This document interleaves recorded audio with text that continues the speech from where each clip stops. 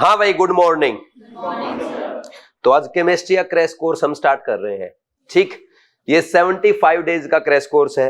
आपको हो सकता है ये डाउट आ रहा हो, सर 75 डेज में इतनी बड़ी केमिस्ट्री कैसे कंप्लीट हो सकती है।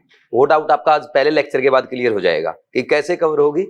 फिर क्या सर कुछ छुड़वाएंगे, बेसिक से करवाएंगे, एनसीईआरटी कैसे होगी, वो सारे डाउट आज के लेक्चर के बाद आपके क्लियर हो जाएंगे। नहीं तो 2-3 लेक्चर में और ज्यादा अच्छे से समझ में आ जाएगा।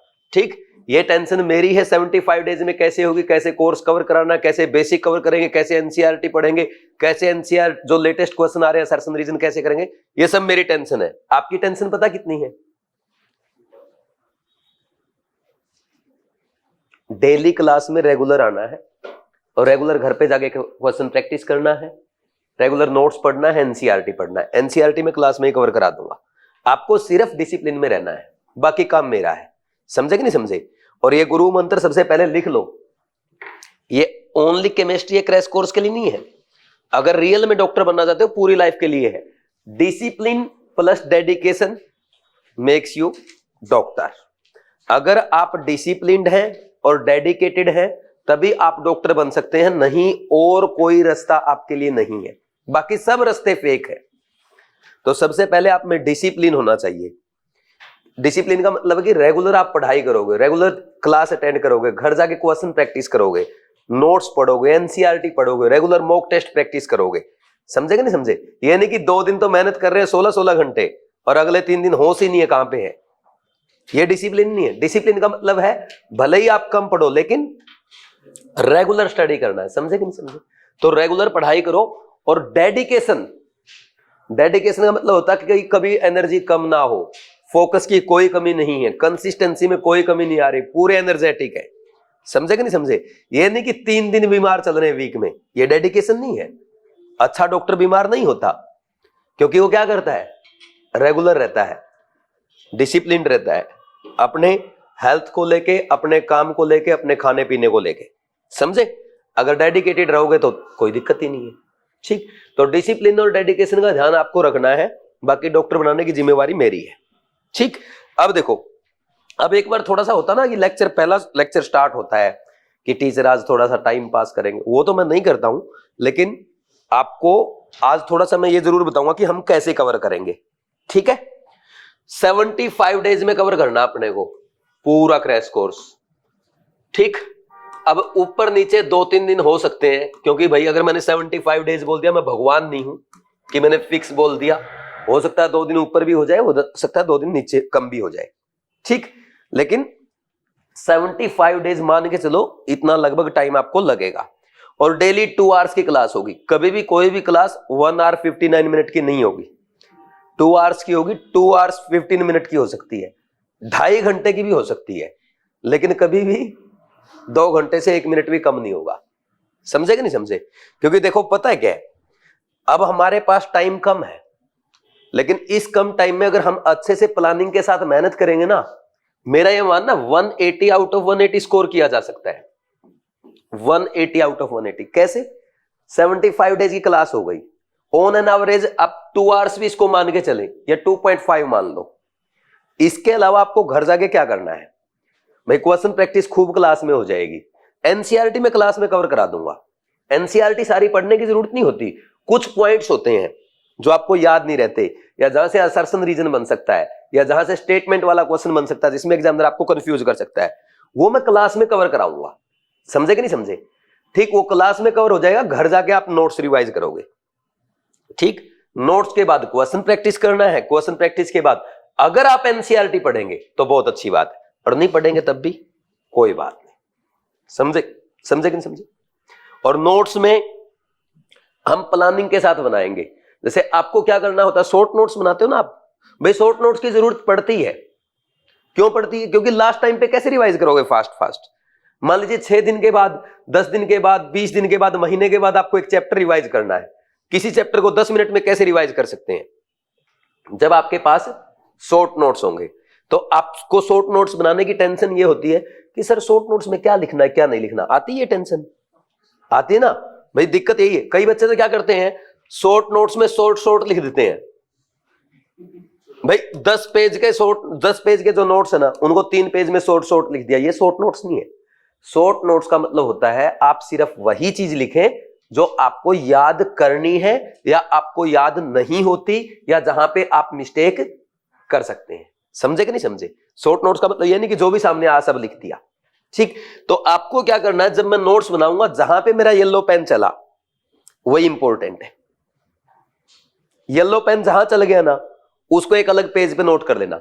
मान लीजिए मैंने आज 10 लाइन लिखी येलो पेन से, तो वो 10 लाइन आप जाकर के घर पे अलग पेज पे नोट कर देना, आज के लेक्चर के शॉर्ट नोट हो गए। समझे? तो ऐसे मान लीजिए हमने पूरे इसमें 40 पेज पढ़े फॉर एग्जांपल मोल कॉन्सेप्ट में, तो मोल कॉन्सेप्ट में 40 पेज को ना आप 4 पेज में लिख सकते हो। कैसे? शॉर्ट नोट्स, येलो वाला पॉइंट लिखते चलना बस। और शॉर्ट नोट्स ऐसे कभी भी नहीं बनेंगे कि 4 दिन के बाद, मतलब 4 चैप्टर के बाद बना रहे हो, साथ के साथ बना लेना जिसको बनाने हैं।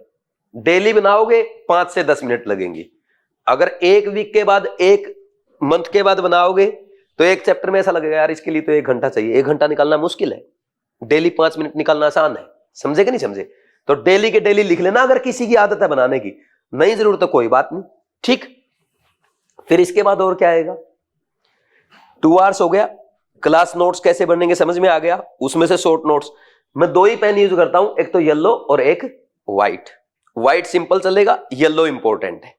ठीक, और दूसरा कलर यूज होगा तो वो तो अलग अलग डिफरेंट ग्राफ वगैरह बनाने के लिए यूज करते हैं। ठीक, फिर इसके बाद जब आप घर जाओगे, घर जाते ही आपको क्या करना है, सबसे पहले ये सोचना सर ने आज क्लास में क्या क्या पढ़ाया। ठीक, घर जाते से आज मैं जो कुछ भी पढ़ाऊंगा जाकर के कॉपी बंद करके रखो। आज सर ने क्या स्टार्ट किया, मोल कॉन्सेप्ट पढ़ा था। मोल कॉन्सेप्ट में क्या 2-3 फॉर्मूले लिखवाए थे, कुछ क्वेश्चन कराए थे, कुछ बढ़िया, मतलब थोड़ा थोड़ा याद आएगा आपको, लेकिन घबराना नहीं है। पहले दिन किसी को याद नहीं आता, लेकिन ये प्रैक्टिस अगर आपने 30 डेज कर ली, आपको जिंदगी भर केमिस्ट्री याद रहेगी। मैं गारंटी के साथ बोल रहा हूं। घर जाओ, नोट्स की कॉपी बंद करो, टेबल पे बैठो, रिमाइंड करो सर ने आज क्लास में क्या क्या बोला था। सर ने क्लास में discipline plus dedication equal to doctor लिखा था। ऐसी ऐसी बातें याद आएंगी। याद आया उसको बस सोचते चलो, 2 मिनट आंख बंद करके, पूरे 2 घंटे की मूवी 2 मिनट में रिवाइंड हो जाएगी। हो जाएगी नहीं हो जाएगी? होता ना, जैसे आप कोई मूवी देख के आते हो, उस मूवी के सीन आपके दिमाग में चलते रहते हैं, पूरी मूवी की कहानी चलती रहती। कैसे? 2 मिनट में या 2 घंटे लगते हैं उसको पूरे रिमाइंड करने में, 2 मिनट में ना। तो वैसे ही रिमाइंड करना है। समझे कि नहीं समझे? फिर इसके बाद आपको प्रॉपरली नोट्स ओपन करना है, थियरी पढ़ना है, साथ में रफ कॉपी रखना है। साथ में जब रफ कॉपी रखोगे, उस रफ कॉपी में आपको जो क्वेश्चन मैंने प्रैक्टिस कराया क्लास में, घर जाके प्रैक्टिस करना है। इसमें आपको 30 से 40 मिनट का टाइम डेली के नोट्स पढ़ने में लगेगा और क्वेश्चन जो मैं कराऊंगा उसको प्रैक्टिस करने में। समझे कि नहीं समझे? फिर उसके बाद आप एनसीईआरटी पढ़ सकते हो। एनसीईआरटी डेली क्लास में लेके आओ। लेके आए हो? Very good. एनसीईआरटी जब लेके आओगे मैं बता दूंगा कि ये पेज मैंने आज पढ़ा दिया, ये आप पढ़ दो। समझे? फिर उसके बाद आपको क्वेश्चन प्रैक्टिस जो करना है, क्वेश्चन प्रैक्टिस हमें ज्यादा नहीं करना होता है। क्वेश्चन प्रैक्टिस हम कम करेंगे लेकिन अच्छे से करेंगे। आपको एक क्वेश्चन बैंक मिल जाएगा, इसका पता ना आपको, एनसीईआरटी ड्रिल। ये कृष्णा बैच का क्वेश्चन बैंक है। इसमें एक भी क्वेश्चन ऐसा नहीं है जो आउट ऑफ एनसीईआरटी है। प्योर एनसीईआरटी बेस्ड है और 3000 क्वेश्चंस है। ठीक, तो हम ओनली ये प्रैक्टिस करेंगे क्योंकि टाइम कम है, तो हमें अच्छी चीजें करनी। सिर्फ ये नहीं कि हर चैप्टर के साथ 500 क्वेश्चन। भाई मेरा मकसद क्या है? आपको डॉक्टर बनाना। ठीक, और डॉक्टर सिर्फ केमिस्ट्री से नहीं बनोगे, फिजिक्स और बायो भी आनी चाहिए। सही है कि नहीं है? तो फिजिक्स और बायो भी आपको सीखनी पड़ेगी। ठीक, तो इसलिए हम केमिस्ट्री में उतना ही काम करेंगे जिससे हम केमिस्ट्री में 180 आउट ऑफ 180 स्कोर कर सके और पैरेलल फिजिक्स और बायो भी अच्छे से तैयार कर सके। ठीक, तो इसमें पर चैप्टर आपको किसी में 80 क्वेश्चन, किसी में 120 क्वेश्चन, किसी में 100, तो टोटल 3000 प्लस क्वेश्चन है ना। तो सिर्फ अपने को यही प्रैक्टिस करने हैं और इसमें से भी रिड्यूस सिलेबस वाले नहीं करने हैं। ठीक, तो लगभग 2000 के राउंड क्वेश्चन बनेंगे आपके, इन्हीं को अच्छे से करना है। और जो मॉक टेस्ट में आपके लूंगा वो मॉक टेस्ट आपको अच्छे से करना है, उनकी मिस्टेक का एनालिसिस करना है। बस that will be more than enough. समझ आया कि नहीं आप? ठीक है, तो ये हम करने वाले हैं। फिर इसके बाद अब जैसे मोल कॉन्सेप्ट, हम पहला चैप्टर पढ़ेंगे मोल कॉन्सेप्ट। जैसे ही मोल कॉन्सेप्ट आपका कंप्लीट हुआ, मोल कॉन्सेप्ट कंप्लीट होने के बाद आप घर जाओगे, नोट्स पढ़ोगे, क्वेश्चन प्रैक्टिस करोगे सिर्फ नोट्स वाले। जैसे ही मैं एटॉमिक स्ट्रक्चर स्टार्ट करूंगा तो आप इसमें से डेली मोल कॉन्सेप्ट के 30 क्वेश्चन स्टार्ट कर देना, डेली 30 सिर्फ, ज्यादा नहीं, क्योंकि चैप्टर पूरा होने के बाद स्टार्ट करना है, कोई लेक्चर के साथ नहीं स्टार्ट करेगा। जैसे हम रेगुलर बैच में क्या करते हैं, आज जो टॉपिक सर ने पढ़ाया उसी क्वेश्चन प्रैक्टिस करते हैं ना, वो करने की जरूरत नहीं, क्योंकि क्लास में मैं इतने ज्यादा करा दूंगा आपको, वो तो क्लास वाले करो। चैप्टर जब कंप्लीट हो जाएगा, मोल कॉन्सेप्ट कंप्लीट हुआ, एटॉमिक स्ट्रक्चर का पहला लेक्चर स्टार्ट हुआ, घर जाके एटॉमिक स्ट्रक्चर के नोट्स पढ़ोगे, उसके बाद आधा घंटा 30 क्वेश्चन इसके। क्वेश्चन कैसे प्रैक्टिस करना है, जैसे आप मॉक टेस्ट अटेम्प्ट कर रहे हो कि सर ने आज 30 क्वेश्चन का टेस्ट दिया, पहले 30 क्वेश्चन का उनका 1 2 3 4 30 तक काउंटिंग लिखो, इसका बी, इसका सी, इसका डी, 30 मिनट या 35 मिनट। फिजिकल केमिस्ट्री तो 40 मिनट रख लेना, इनऑर्गेनिक ऑर्गेनिक में सिर्फ 30 क्वेश्चन के लिए 25 या 30 minute is more than enough. समझे कि नहीं समझे, ऐसे करना है, ठीक। फिर जो क्वेश्चन गलत हो वो मेरे से पूछ लेना है, ठीक। और आपको तो यहां मिल जाएगा सबको ये, ठीक।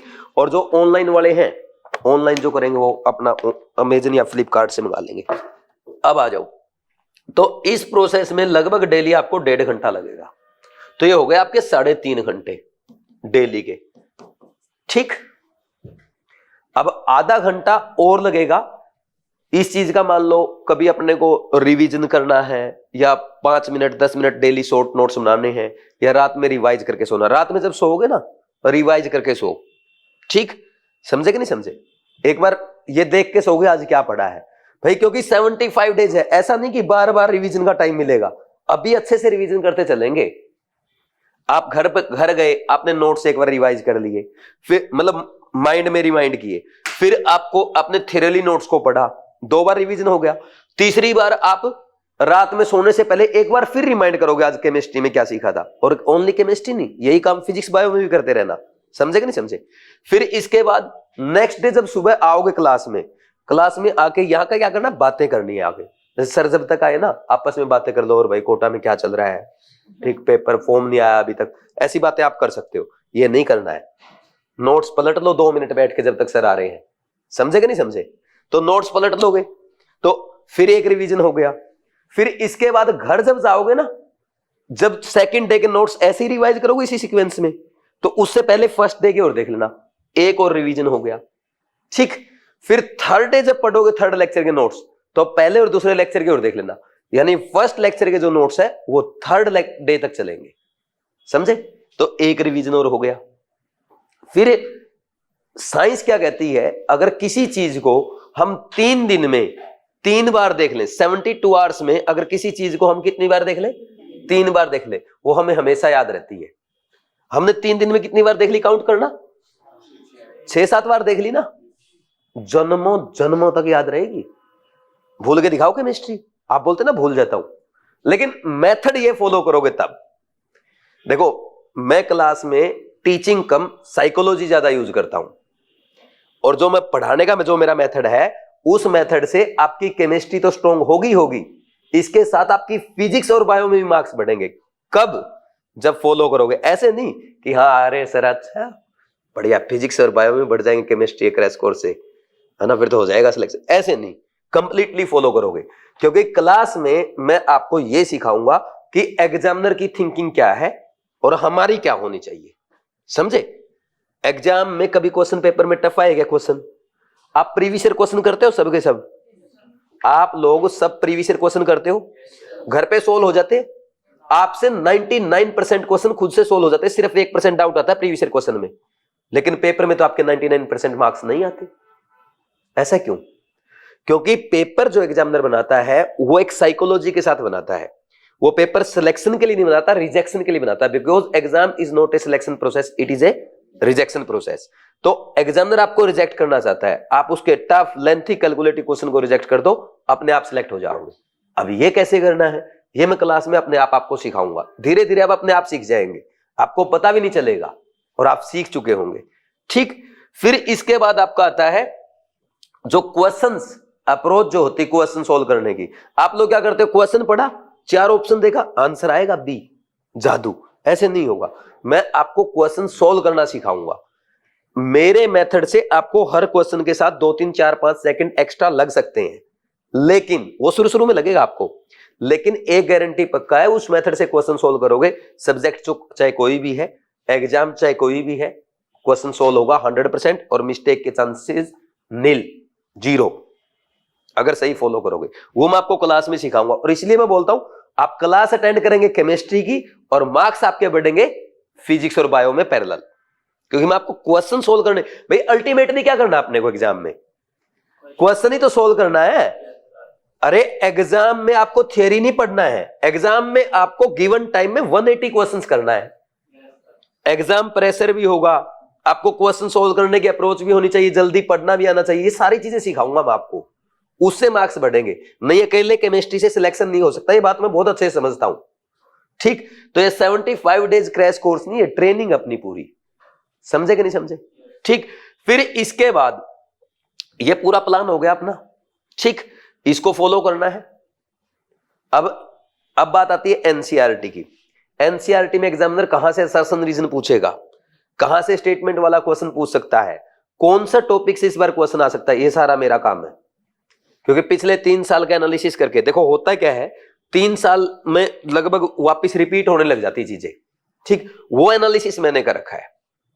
थर्मो में अगर हीट ऑफ फॉर्मेशन का क्वेश्चन आया तो प्रोबेबिलिटी कम है इस बार आएगा, कोई दूसरे टॉपिक का आ सकता है, हीट ऑफ न्यूट्रलाइजेशन का आ सकता है, लेकिन किसका आएगा वो मैं आपको बताऊंगा, वो आपकी सिरदर्दी नहीं है। हर चैप्टर के साथ मैं 4-5 क्वेश्चन पे लिखाता हूं कि इस बार एग्जाम में आएगा, और मोस्ट प्रोबेबली उसी में से पेपर आ जाता है, ठीक। असर्शन रीजन हो, स्टेटमेंट हो, वो भी मैं आपको बताऊंगा। आपको सिर्फ अपने साथ एनसीईआरटी लेके आनी है, और अगर आप जल्दी जल्दी पढ़ोगे, जल्दी जल्दी क्वेश्चन सोल्व करोगे, मेरी कोशिश ये भी रहती है कि क्लास में एनसीईआरटी भी पढ़ा दूं, लेकिन कब, जब भाई डिसिप्लिन में रहोगे।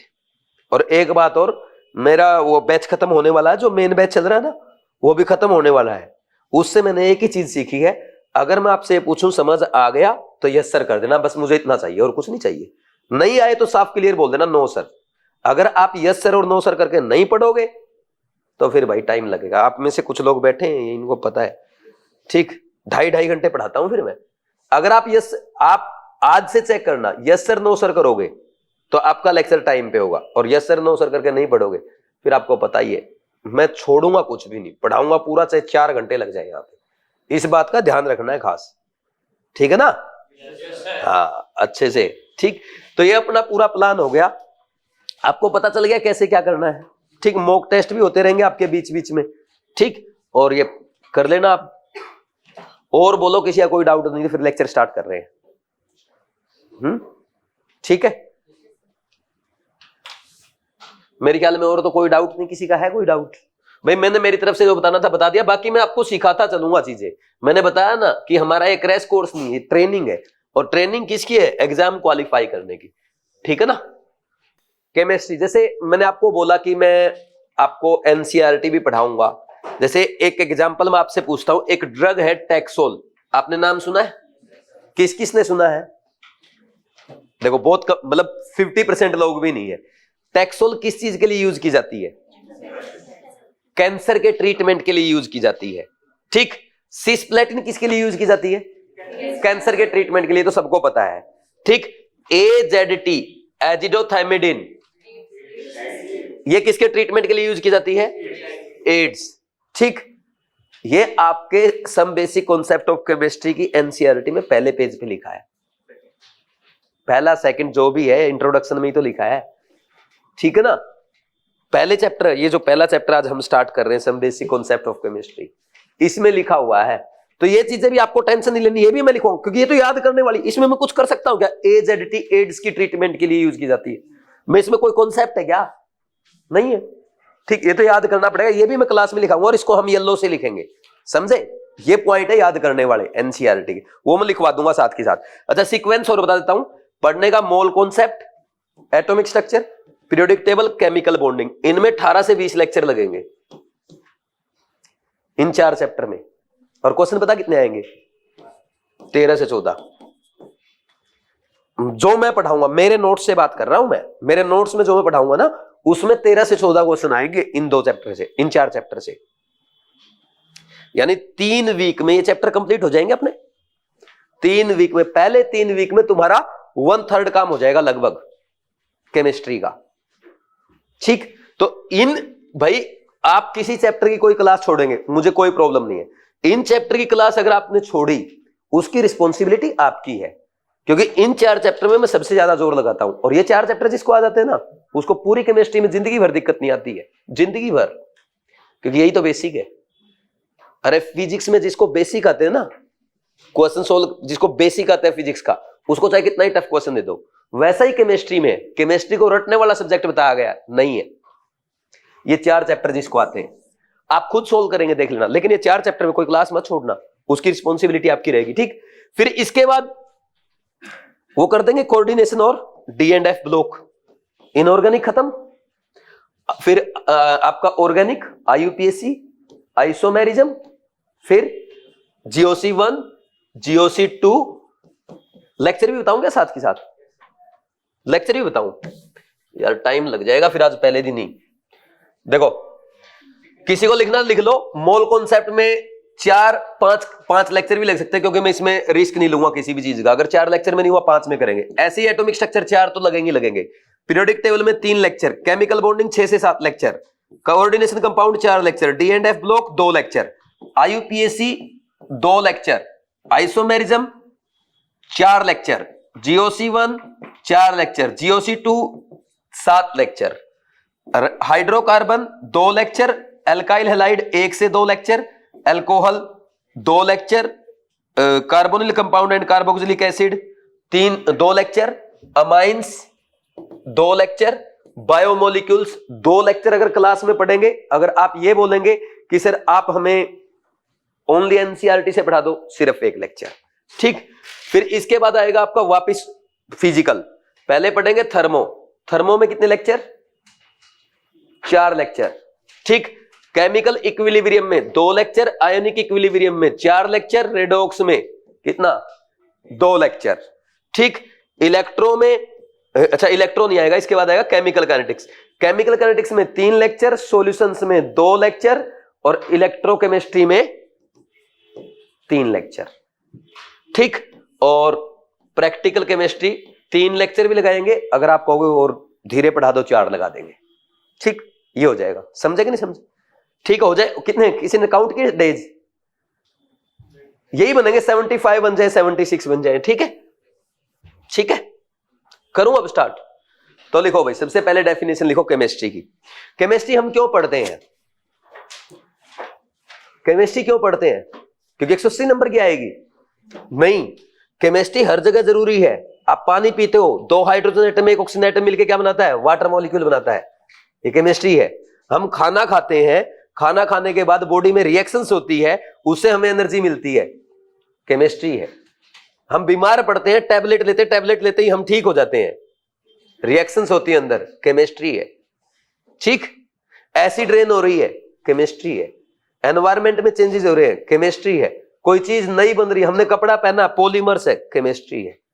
हमारी बॉडी में बहुत सारी चीजें हैं, बायोमोलिक्यूल, प्रोटीन, इनके फंक्शंस हम पढ़ते हैं, प्रोटीन का या आपके विटामिन का और एंजाइम्स, ये सब क्या है? केमिस्ट्री का पार्ट है। समझे कि नहीं समझे? तो इसलिए इंपॉर्टेंट है केमिस्ट्री हमारी लाइफ के लिए, ना कि एग्जाम के लिए, इसलिए पढ़ते हैं, ठीक। तो बाकी ज्यादा बातें नहीं करेंगे। अब केमिस्ट्री की डेफिनेशन बताओ क्या है? Chemistry is the branch of science. अच्छा, किसी की केमिस्ट्री वीक है क्या? सबकी वीक है। केमिस्ट्री अगर आपकी वीक है, एक कोट लिखो आप, जिसकी केमिस्ट्री वीक है वो एक कोट लिख लो, your weakness is your strength, give it a spark. आपकी केमिस्ट्री अगर वीक है, यही आपकी एग्जाम में स्ट्रेंथ बनेगी। ये बात मेरी आज नोट कर लो, रिकॉर्डिंग भी जा रही है। क्योंकि जिस चीज का डर हमें होता है, हम उसी को स्ट्रॉन्ग कर जाते हैं, समझे। और बाकी आप मेरे पास पढ़ोगे, उसकी टेंशन ही नहीं है। मेरी फिजिक्स सबसे वीक थी, जब मैंने एग्जाम दिया था फिजिक्स में सबसे ज्यादा मार्क्स आए थे। मेरी केमिस्ट्री सबसे स्ट्रॉन्ग थी, दूसरे नंबर में मैथमेटिक्स, तीसरे नंबर में फिजिक्स। सबसे ज्यादा मार्क्स मेरे फिजिक्स में आए थे, इसलिए लिखा your weakness is your strength, give it a spark. चलो शुरू करते हैं भाई। अब देखो केमिस्ट्री की डेफिनेशन, ये डेफिनेशन वगैरह लिखनी है लिख लेना, क्योंकि क्रैश कोर्स है, इनकी कोई जरूरत नहीं है। Chemistry is the branch of science that deals with composition, structure and properties of matter. चलो आज तो लिख लो, पहला लेक्चर है chemistry is the branch of science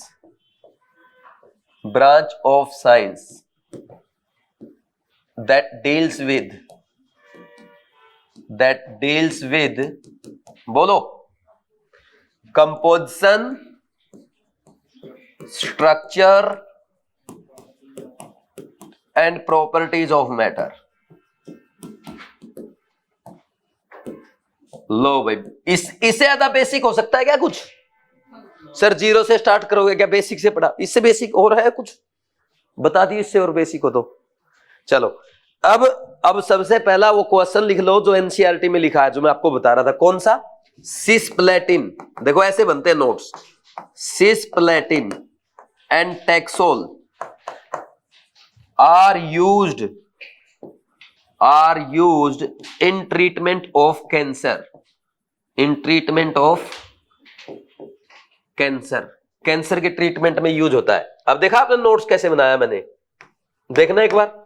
आप कॉपी पे क्या लिखोगे? सिस्प्लेटिन एंड टैक्सोल कैंसर के यूज के लिए। सिस्प्लेटिन तो कैंसर को ठीक करता है और इसका आइसोमर है ट्रांसप्लेटिन। वो कैंसरस है, पॉइजनस है, वो जहरीला है। तो एक डॉक्टर बन गया एक आदमी, उसको केमिस्ट्री की नॉलेज नहीं थी, उसने प्लेटिन दे दिया। ये नहीं पता था कि सिस था कि ट्रांस दे दिया, बचा दिया पेशेंट को। ठीक, खूब नाम होगा उस डॉक्टर का और जूते वूते भी नहीं लगेंगे। ठीक, चलो कोई बात नहीं, ये समझ में आया। तो आप जब नोट्स बनाओगे तो पहले पेज से क्या लिखोगे? शॉर्ट नोट्स में सिस्प्लेटिन एंड टैक्सोल, सामने लिख दो कैंसर, हो गया शॉर्ट नोट्स। ये नहीं लिखना पूरा कहानी। ठीक, फिर इसके बाद क्या आएगा? एक और बता रहा ना मैंने, एजिडोथाइमिडिन, शॉर्ट में इसका नेम है AZT, is used in treatment of, बोलो, एड्स। लिख दो। आपके एनसीईआरटी में बहुत सारी ड्रग्स ऐसी, अब जैसे केमिस्ट्री ने एवरीडे लाइफ हटा दिया एग्जामिनर ने, है ना, हटा दिया ना सिलेबस से। एग्जामिनर पता क्या करेगा? जो ये इंट्रोडक्शन में जैसे अमाइन वाले चैप्टर में दे रखी है, इस चैप्टर में दे रखी है, और चैप्टर में भी दे रखी है, मैच द कॉलम करा लेगा। हाँ भाई, पढ़ के आए होगे तुम लोग एनसीईआरटी। केमिस्ट्री ने एवरीडे लाइफ हटाया, मोल कॉन्सेप्ट नहीं हटाया एनसीईआरटी उससे, सिलेबस से। समझे? लिखो इसको जल्दी। लिख लिया? आगे बढ़ते। अब केमिस्ट्री में हम क्या पढ़ते हैं? मैटर की कंपोजिशन, स्ट्रक्चर और प्रॉपर्टी पढ़ते हैं। अब मैटर क्या है? What is matter? लिखो। आप लोग क्या हो? आप मैटर हो। आपका खुद का मास है, आपने स्पेस ऑक्यूपाई कर रखा है। ऐसा तो नहीं है कि किसी ने स्पेस ऑक्यूपाई ना कर रखा हो या कोई मास लेस हो। ये पेन क्या है? मैटर है। ये घड़ी, मैं, ये बोर्ड, ये लेक्चर स्टैंड, सब मैटर है। कोई भी चीज जो स्पेस ऑक्यूपाई करती है और जिसका अपना मास है, दैट इज कॉल्ड मैटर। लिखो फास्ट।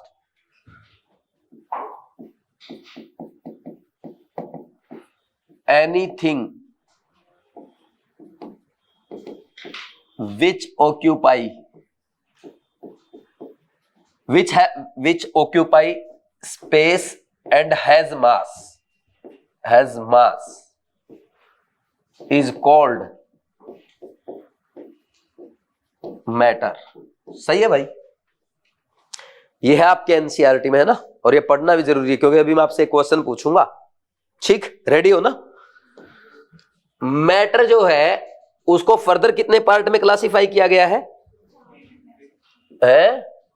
मैटर को दो पार्ट में डिवाइड किया गया है। एक तो फिजिकल प्रॉपर्टीज के बेस पे, एक केमिकल प्रॉपर्टीज, है ना। दो क्लासिफिकेशन है, एक तो फिजिकल और दूसरा केमिकल। फिजिकल में क्या है भाई? फिजिकल में आएगी फिजिकल स्टेट। तो मैटर की कितनी स्टेट हो सकती हैं? 3, सॉलिड, लिक्विड, गैस। देखो ये चीजें आपको आती है। अगर किसी बच्चे को ये है कि नहीं मेरे को इतनी हल्की चीजें नहीं लिखनी, बेशक मत लिखो, क्योंकि मेरा काम ये है कि कोई बच्चा ऐसा भी हो सकता है अपनी क्लास में अच्छा बैठा हो और कोई ऐसा भी हो सकता है भाई बिल्कुल जीरो से आया हो। भाई मैंने बात ये कह के बुलाया ना आपको, जीरो से स्टार्ट करेंगे तो जीरो से ही स्टार्ट करेंगे। मैं पढ़ाऊंगा सब कुछ, किसी को अगर लगता है मेरे को आता मत लिखना बेशक। Physical, solid, liquid, gas. Solid के पार्टिकल क्या होते हैं? बिल्कुल पास पास, ये ऐसे पास पास होते हैं। और इसमें देखो सॉलिड के पार्टिकल है ना बिल्कुल पास पास होंगे। जैसे ये सॉलिड है, इसके पार्टिकल बिल्कुल पास पास है। आप इसको कंप्रेस कर सकते हो क्या? नहीं कर सकते। ठीक, इसका शेप चेंज कर सकते हो क्या? नहीं, इसका ऐसे ही रहेगा। और इसका वॉल्यूम, वॉल्यूम भी, शेप और वॉल्यूम क्या है? फिक्स है, डेफिनेट है। ठीक, ऐसा नहीं कि कल क्लास में आओगे आधे रूम में यही मुंह फुला के बैठा है, इतना ही शेप इसका, इतना ही रहेगा।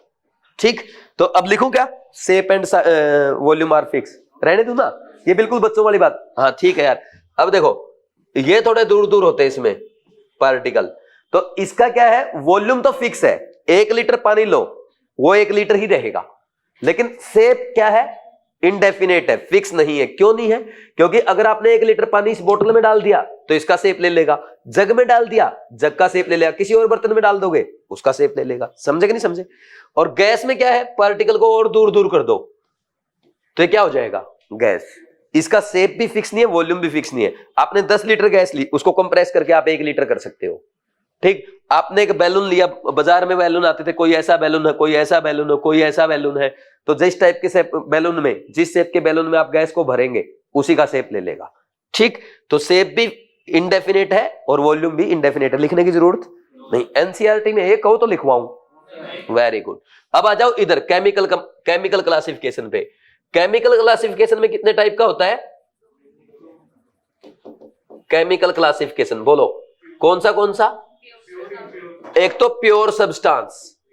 प्योर सब्सटेंस का मतलब होता है जिसमें कोई मिक्सिंग नहीं है, तो इसमें कंपोजिशन जो होती है वो फिक्स रहती है। कंपोजिशन फिक्स का मतलब अभी आपको समझ में आ जाएगा, अभी बस हम लिखें कंपोजिशन इज फिक्स्ड। और दूसरा कौन सा होता है?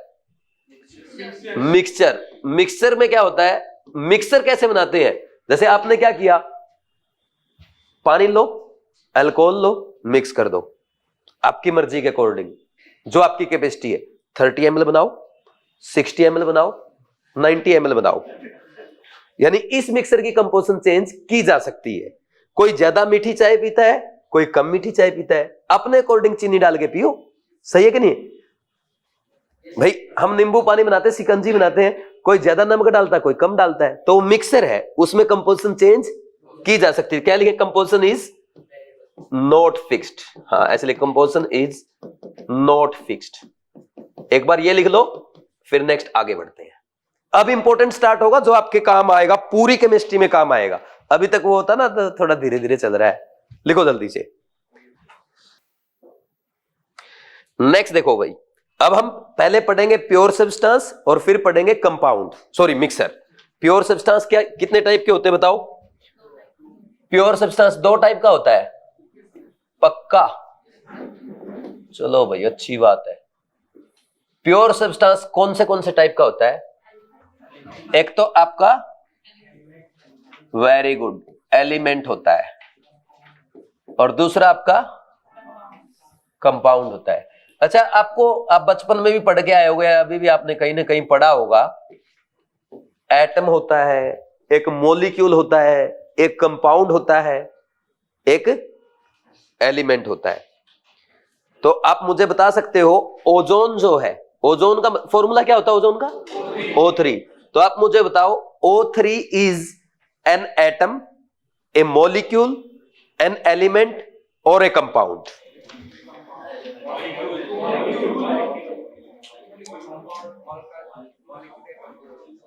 किस किस का आंसर एटम है? किस किस का आंसर मॉलिक्यूल है? ठीक, किस किस का आंसर कंपाउंड है? किस किस का आंसर एलिमेंट है? Very good. इसके अलावा किसी का कोई और आंसर नहीं है। ठीक, अभी चेंज हो जाएगा। लिख लिया आपने क्वेश्चन? अभी 2 मिनट के बाद आंसर देना आप, ठीक है? एलिमेंट देखो क्या होते हैं। Elements are made up of same type of atoms. कोई भी एलिमेंट अगर है उसमें सिर्फ एक टाइप के एटम होते हैं। ठीक, तो पहला लिखेंगे एलिमेंट्स। लिख रहे हो ना साथ के साथ? लिखो फिर, elements are made up of same type of atoms, same type of atoms. ठीक, और कंपाउंड क्या है? Made up of different type of atoms. किसके बने होते हैं? compounds are made up of different type of atoms. ये डिफरेंट टाइप के एटम के बने होते हैं। ठीक, अब देखो जैसे मैंने क्या किया, एग्जांपल लेते हैं। सबसे पहले आयरन है, आयरन का टुकड़ा देखा आपने? आयरन में कार्बन के एटम होते हैं क्या? किसके होते हैं? सिर्फ आयरन के ना। तो आयरन क्या है? एलिमेंट हो गया ना। आयरन, कॉपर, निकिल, ये सब मेटल्स। ठीक, कितनी लिख दो, अब यहां पे और भी लिख दो सर, सिल्वर, गोल्ड सर, है कितना ही लिख दो। ठीक, इसके बाद नेक्स्ट जैसे आता है आपका, अब हाइड्रोजन गैस है। हाइड्रोजन गैस में क्या होता है? हाइड्रोजन के दो एटम होते हैं। इसमें एक ही टाइप के एटम है या डिफरेंट टाइप के एटम है? तो क्या हो गया है? एलिमेंट। H2O2 N2 O3 और बोलो, बस Cl2 F2 Br2 I2 mercury, ये सब क्या है? एलिमेंट्स है। ऐसे S8 P4 कार्बन 60 एटसेट्रा। समझे कि नहीं समझे? देखो कार्बन 60 में 60 एटम है। कौन से एटम है? 60 कार्बन, एक ही टाइप के हैं सारे। समझे कि नहीं समझे? तो जिसमें सिर्फ एक टाइप के एटम्स होते हैं वो क्या होता है? एलिमेंट। बोलो कोई डाउट नहीं? फिर इस पे आ जाओ, compound are made up of different type of atoms. Different type of atom मतलब जो अलग अलग होंगे। सबसे पहले सबसे सिंपल बनाओ, कार्बन और ऑक्सीजन को मिला दो, क्या बन गया? CO, CO2, NO, NO2, N2O, N2O5, N2O4 सारे आ जाएंगे हैं? कितना ही लिख दो। वाटर, H2O2 सही है ना, H2SO4, CaCO3 एटसेट्रा। जिसमें डिफरेंट टाइप के एटम्स होंगे, दो या दो से ज्यादा डिफरेंट टाइप के एटम्स होते हैं, उसको क्या कहते हैं? कंपाउंड कहते हैं। बोलो अभी तक कोई डाउट है क्या? ठीक, अब नेक्स्ट आएगा, एक एटम की डेफिनेशन क्या होती है? एटम है ना, मैटर की वो स्मॉलेस्ट यूनिट है जो रिएक्शंस में पार्टिसिपेट करती है। जैसे कभी ऐसा है भाई, ऐसा होता है क्या आधा हाइड्रोजन एटम पार्टिसिपेट कर रहा है? नहीं, हाइड्रोजन का एक एटम पार्टिसिपेट करेगा, दो एटम पार्टिसिपेट करेंगे, 10 एटम पार्टिसिपेट करेंगे, 2Na 4Na एटम पार्टिसिपेट करेंगे। कभी आधा, डेढ़, पौने तीन, पौने चार ऐसे पार्टिसिपेट नहीं करता। तो लिखो, atom is the smallest unit of matter which take part in chemical reaction,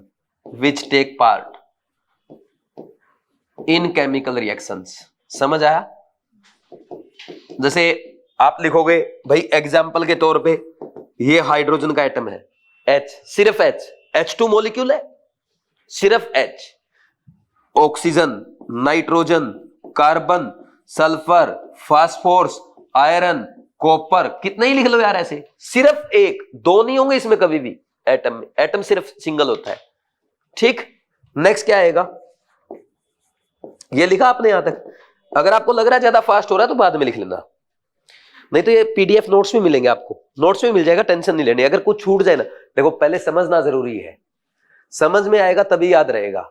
नहीं लिखा तो देखो ये नोट्स, ये ऐसे नोट्स भी मिल जाएंगे आपको अगर चाहिए तो। ये सारे बच्चों ने कॉपी जेरोक्स करा के रख रखे, इतने ही ले लेना तुम लोग, मिल जाएंगे। इनसे पूछ लेना कहां से लाते हैं ये, ठीक है ना? सारे मिल जाएंगे। और क्या, नोट्स की ज्यादा जरूरत नहीं है। अरे नोट्स तब कामयाब है ना यार जब आपको कुछ आता है। अब नोट्स बना के बेचने आए हो, ये सबसे बड़ी कमी होती है। जब मैं पढ़ता था मेरी सबसे बड़ी गलती थी, नोट्स बनाने में फोकस करता था। अरे नोट्स कॉपी में नहीं, दिमाग में बनाने हैं। समझे कि नहीं समझे? लिख लिया ना? मॉलिक्यूल क्या होता है? मॉलिक्यूल में क्या होगा? दो या दो से ज्यादा एटम होंगे। कैसे? सेम या different?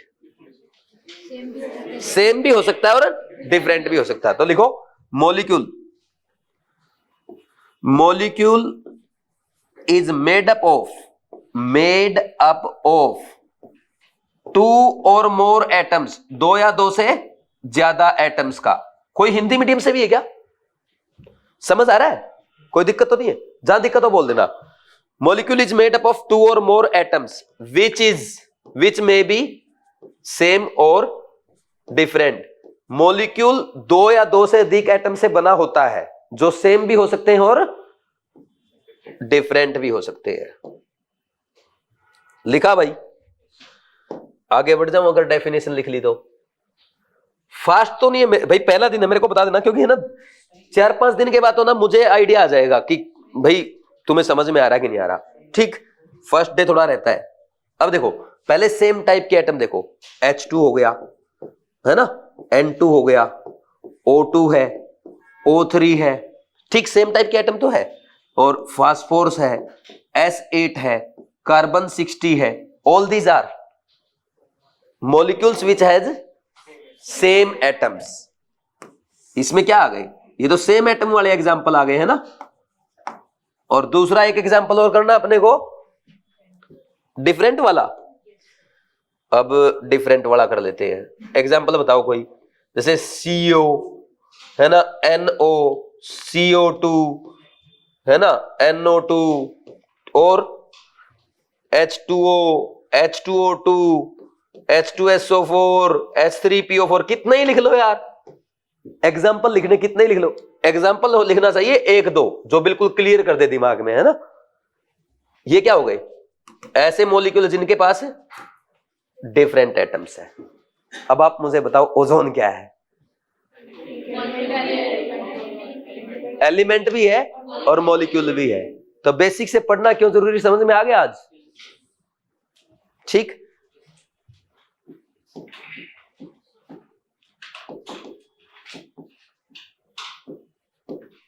Ozone is an atom, a molecule, an element or a compound। क्या लिखोगे आंसर इसका? Both 2 and 3। अभी भी किसी को डाउट है तो बोलो। O3 में एक से ज्यादा एटम, इसलिए क्या है वो? मॉलिक्यूल है। और O3 में जो ज्यादा एटम्स है ना, वो किस टाइप के? सेम टाइप के, इसलिए वो क्या है? एलिमेंट भी है। अच्छे अच्छों का पसीना छूट जाएगा अगर ये क्वेश्चन पूछ लिया जाए तो। जो ये कहते हैं ना हमें केमिस्ट्री आती है, उनका। और ये सारी डेफिनेशन जो मैं आपको बता रहा हूं एनसीईआरटी में पहले पेज पे लिखी, दूसरे तीसरे पे होगी नहीं तो। हाँ, मुझे अगर मौका मिले ना पेपर बनाने का, मैं सिर्फ ऐसे क्वेश्चंस बनाऊंगा, सिर्फ ऐसे 50 क्वेश्चन। और किसी के 180 नहीं आने दूंगा पूरे देश में। जैसे अभी बच्चे ले आते ना, किसी के भी नहीं आने दूं मैं। अगर मेरे को अच्छा पेपर ऐसा बनाऊंगा कि हाँ 9वीं 10वीं वाला बच्चा भी कर ले, लेकिन 180 किसी के नहीं आने दूंगा अगर मुझे मौका मिले। लेकिन सरकार ऐसा नहीं करेगी,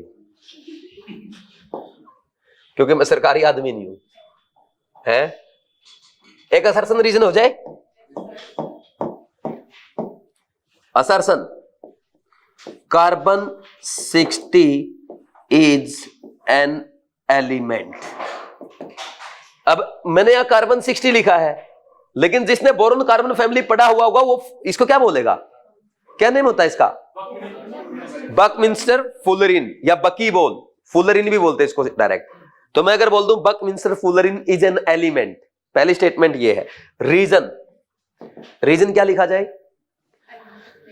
element is made up of 2 or more atoms। ठीक, 2 or more।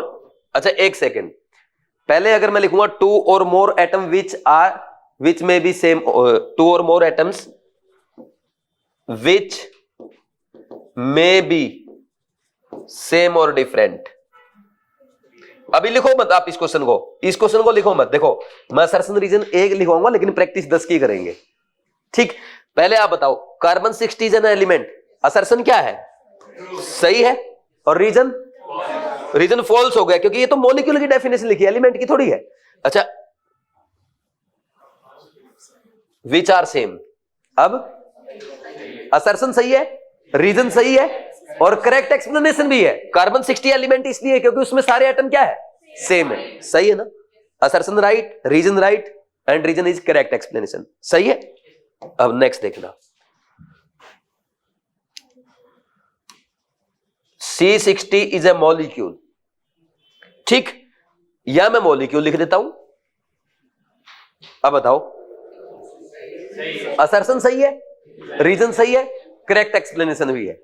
अब बताओ, असर्शन सही, रीजन फॉल्स, सही है।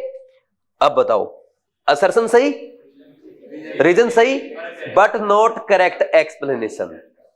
बोलो कोई डाउट नहीं, समझ आ गया? तो ऐसे में कितने असर्शन रीजन बना दूंगा एक पे। आपको कॉन्सेप्ट क्लियरिटी होनी चाहिए। कॉन्सेप्ट में क्लैरिटी है कि नहीं है?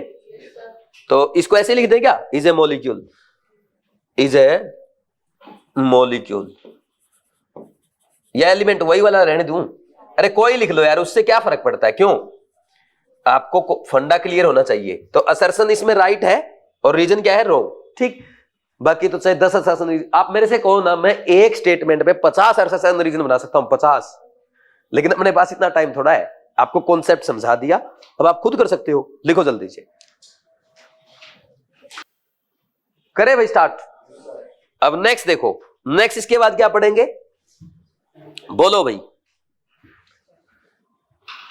मिक्सर, मिक्सर तो हमने पढ़ा ही नहीं, प्योर सब्सटेंस तो पढ़ लिया। मिक्सर और लिख लो। मिक्सर देखो दो टाइप का होता है। कौन सा? एक तो होता है होमोजीनियस मिक्सर। होमोजीनियस मींस जिसमें कंपोजिशन क्या है, सेम हो थ्रू आउट। जैसे आप एक काम करो, पानी लो और पानी में ग्लूकोज डाल दो, क्या होगा?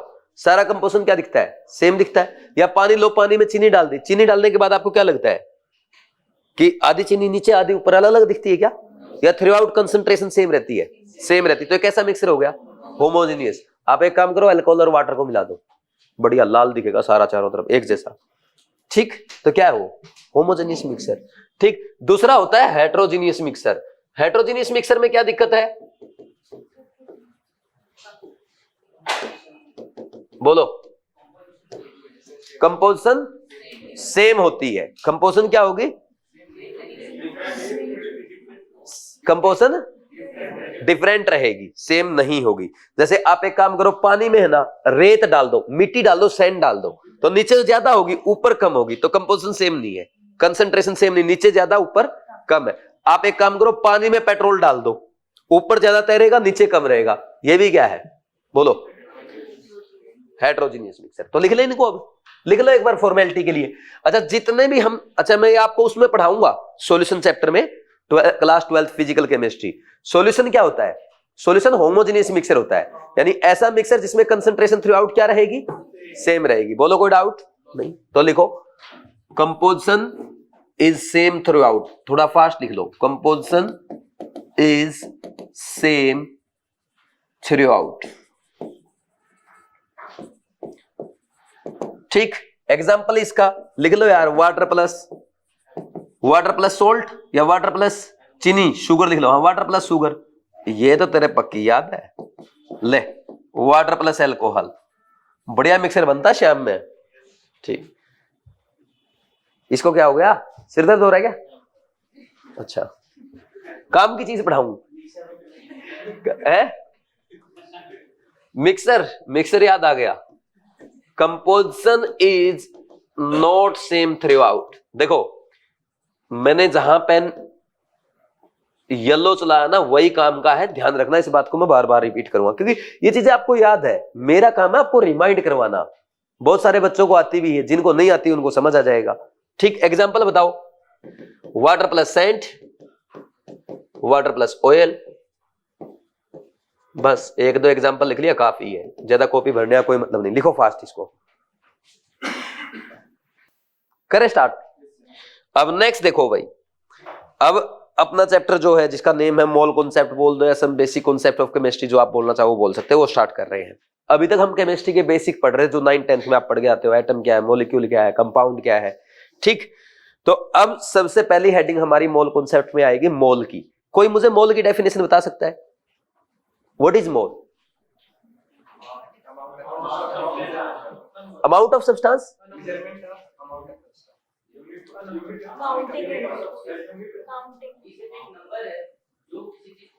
Very good. What do you mean by mole? Mole is, this is mole. क्यों रटते हो डेफिनेशन फालतू की? नहीं है रटनी definition, mole is a number whose value is 6.022 into 10 की पावर 23 हो गई। मोल की ये डेफिनेशन अगर आपने कभी इंटरव्यू में बता दी ना, इंटरव्यू वाला आपको रिजेक्ट नहीं करेगा, और इंटरव्यू वाला आपको रिजेक्ट करता ना वो गधा है। अगर कभी इंटरव्यू हो ना कभी, अरे अभी तो आप एमबीबीएस कर रहे हो, गवर्नमेंट ने, आपने बोला गवर्नमेंट ने अभी बहुत पहले बोल दिया, शायद 17-18 में बोला था कि हम एक आईएमएस स्टार्ट करेंगे। आईएमएस मींस, आपने आईएएस सुना है? Indian administrative services. तो वैसे ही होती है इंडियन इंजीनियरिंग सर्विसेज। तो अब गवर्नमेंट एक एग्जाम स्टार्ट करेगी जिसका नेम होगा इंडियन मेडिकल सर्विसेज। यानी आपने एमबीबीएस किया, फिर उसके बाद आपका एक एग्जाम होगा ग्रेजुएशन लेवल पे, जैसे आईएएस आईईएस के होते हैं, यूपीएससी कंडक्ट करवाता है, ठीक। तो वैसे ही एक एग्जाम होगा आईएमएस, इंडियन मेडिकल सर्विसेज। उसमें डायरेक्ट आईएएस के इक्विवेलेंट मेडिकल पोस्ट बनेंगी। ये गवर्नमेंट का प्लान है, अभी तक एग्जीक्यूट नहीं हुआ है, होना है, बहुत टाइम हो गया, अब नेक्स्ट प्लान में शायद गवर्नमेंट कर देगी, ठीक। तो उसमें इंटरव्यू होगा, किसी ने आपसे पूछ लिया what is mole, mole is a number whose value is 6.022 into 10 की पावर 23। फैन हो जाएगा आपका इंटरव्यू वाला, क्योंकि नॉर्मली लोगों mole is a amount of substance that has as many entities as पता नहीं क्या, नहीं जरूरत है उसकी, रट के रहते हो ये मोल। ऐसे बोलना सर, जैसे 1 डजन इक्वल टू 12 होता है, वैसे ही 1 mole is equal to 6.022 into 10 की पावर 23 होता है। इसको हम अवोगाद्रो नंबर भी कहते हैं, जिसको एन से रिप्रेजेंट करते हैं।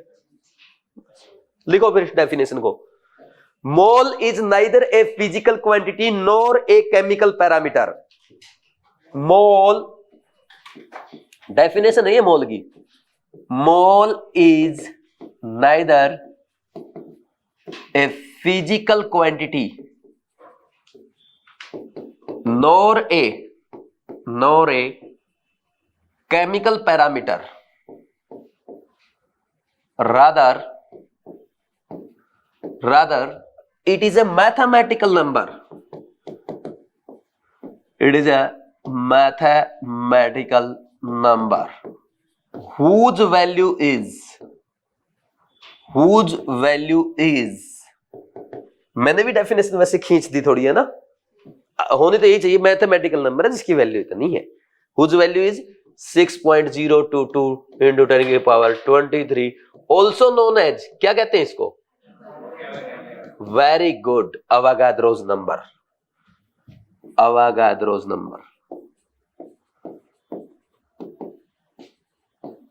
ब्रैकेट में लिख लेना एन, उसके पैर में ए, ठीक है भाई, बस हो गया मोल खत्म। अब नेक्स्ट देखना, 1 मोल इज, जैसे आपने लिखा, इसको ना समझने के लिए ये लिखवाऊं क्या वो बात जो मैंने समझाई 1 डजन वाली, है ना, नहीं करना भाई। जैसे 1 डजन का मतलब क्या होता है, मोस्टली पता क्या सोचते हैं, 1 dozen is equal to 12 bananas. यही तो समस्या, इसीलिए तो मैं लिखवा रहा हूं। अरे यार 1 डजन इज इक्वल टू सिर्फ और सिर्फ 12 होता है, ठीक। अब मैं बोलता हूं 1 डजन, मैं यही तो चाहता था, 1 डजन बनानास अगर मैं बोलूंगा ना, then 1 dozen is equal to 12 bananas. समझे कि नहीं समझे, 12 केले। और 1 डजन पेन अगर मैं बोल दूंगा तो 12 पेन हो गए, जरूरी थोड़ा केले ही होंगे 1 दर्जन, पेन भी तो हो सकता है। मैं बोल दूंगा 1 dozen carbon atoms, 1 dozen carbon atoms अगर मैं बोलता हूं, इसका मतलब ये क्या है, 12 कार्बन एटम्स। और यहां पे अब इसके पैरेलल लिखो, ठीक वैसे ही जैसे 1 डजन होता है, वैसे ही 1 mole is equal to 6.022 into 10 की पावर 23, या इसको और किससे रिप्रेजेंट करते हो आप, इक्वल टू Na। तो मैं बोल दूं 1 मोल बनानाज, हालांकि इतने पॉसिबल नहीं है दुनिया में, ठीक, बहुत ज्यादा नंबर हो गया ना ये, Na बनानाज, इतने बनानाज पूरी दुनिया में नहीं है, पूरी दुनिया के पास इतने पैसे भी नहीं है। 1 मोल पैसे नहीं है हमारे पास, पूरी दुनिया के घर पैसा जोड़ ले तो, ठीक। एक कहानी आपने सुनी होगी, सुनी है, नहीं सुनी ठीक। एक बार एक राजा है ना, काफी समस्या में उलझे हुए रहते हैं, तो उन राजा के पास एक बाबा जी आते हैं, संत आते हैं, एक संत, तो वो संत उनकी समस्या का समाधान कर देते हैं।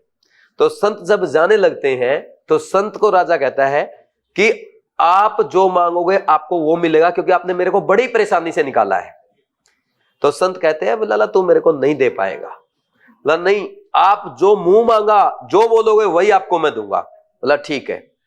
बोला एक काम करो, जो शतरंज का वो बोर्ड होता ना, चेस बोर्ड, वो खेलते हैं, वो उस पे वो रखे रहते हैं घोड़े प्यादे, ठीक। तो बोला ये जो है ना, इस पे आपको क्या करना है, पहले बॉक्स में सिर्फ एक दाना रखना, चावल का एक दाना, दूसरे में 2, तीसरे में 4, चौथे में 8, पांचवे में 16, ऐसे मेरे को दाने काउंट करके दे दो, इतने सिर्फ चावल के दाने काउंट कर देना।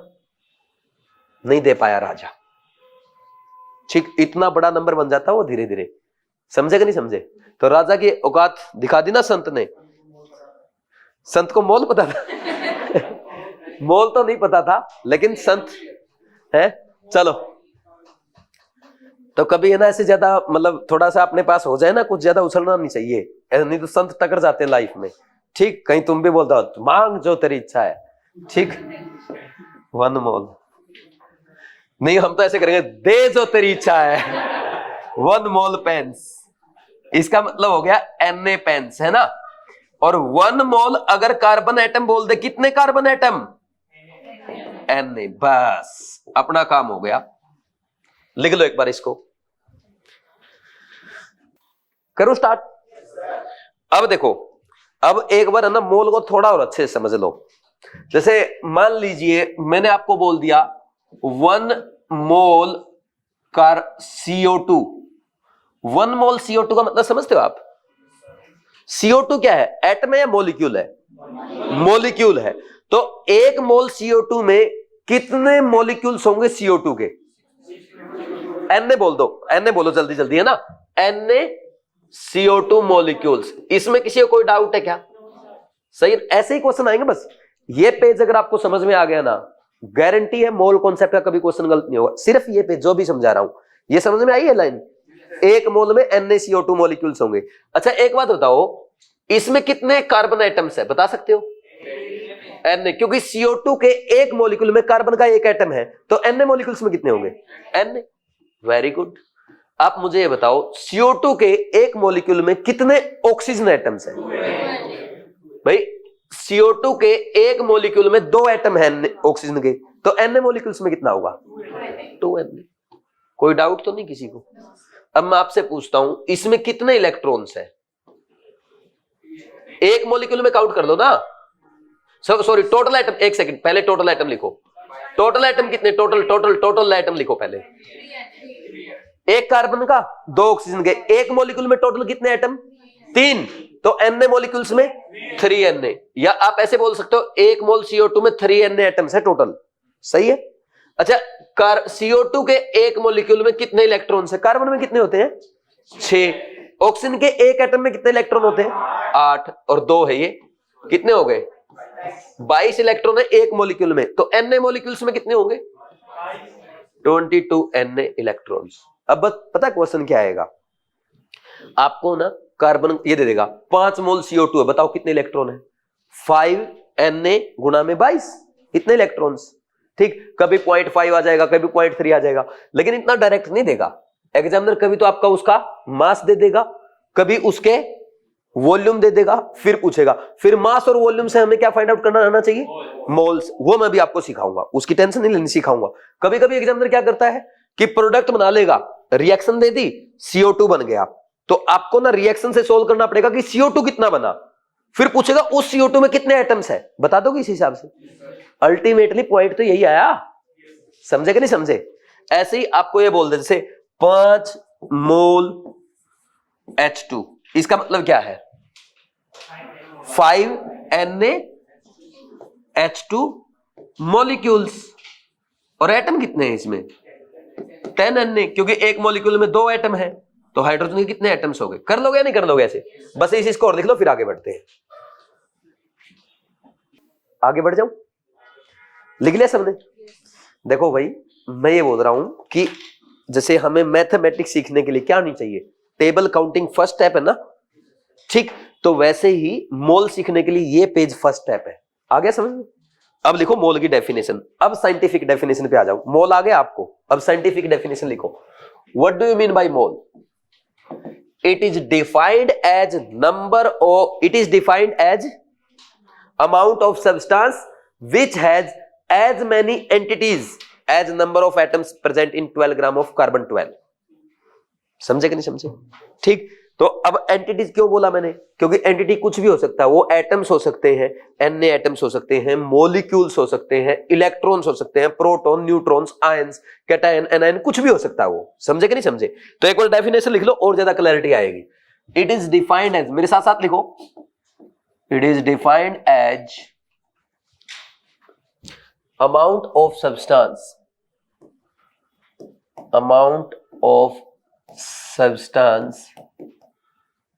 present in, amount of substance that has as many entities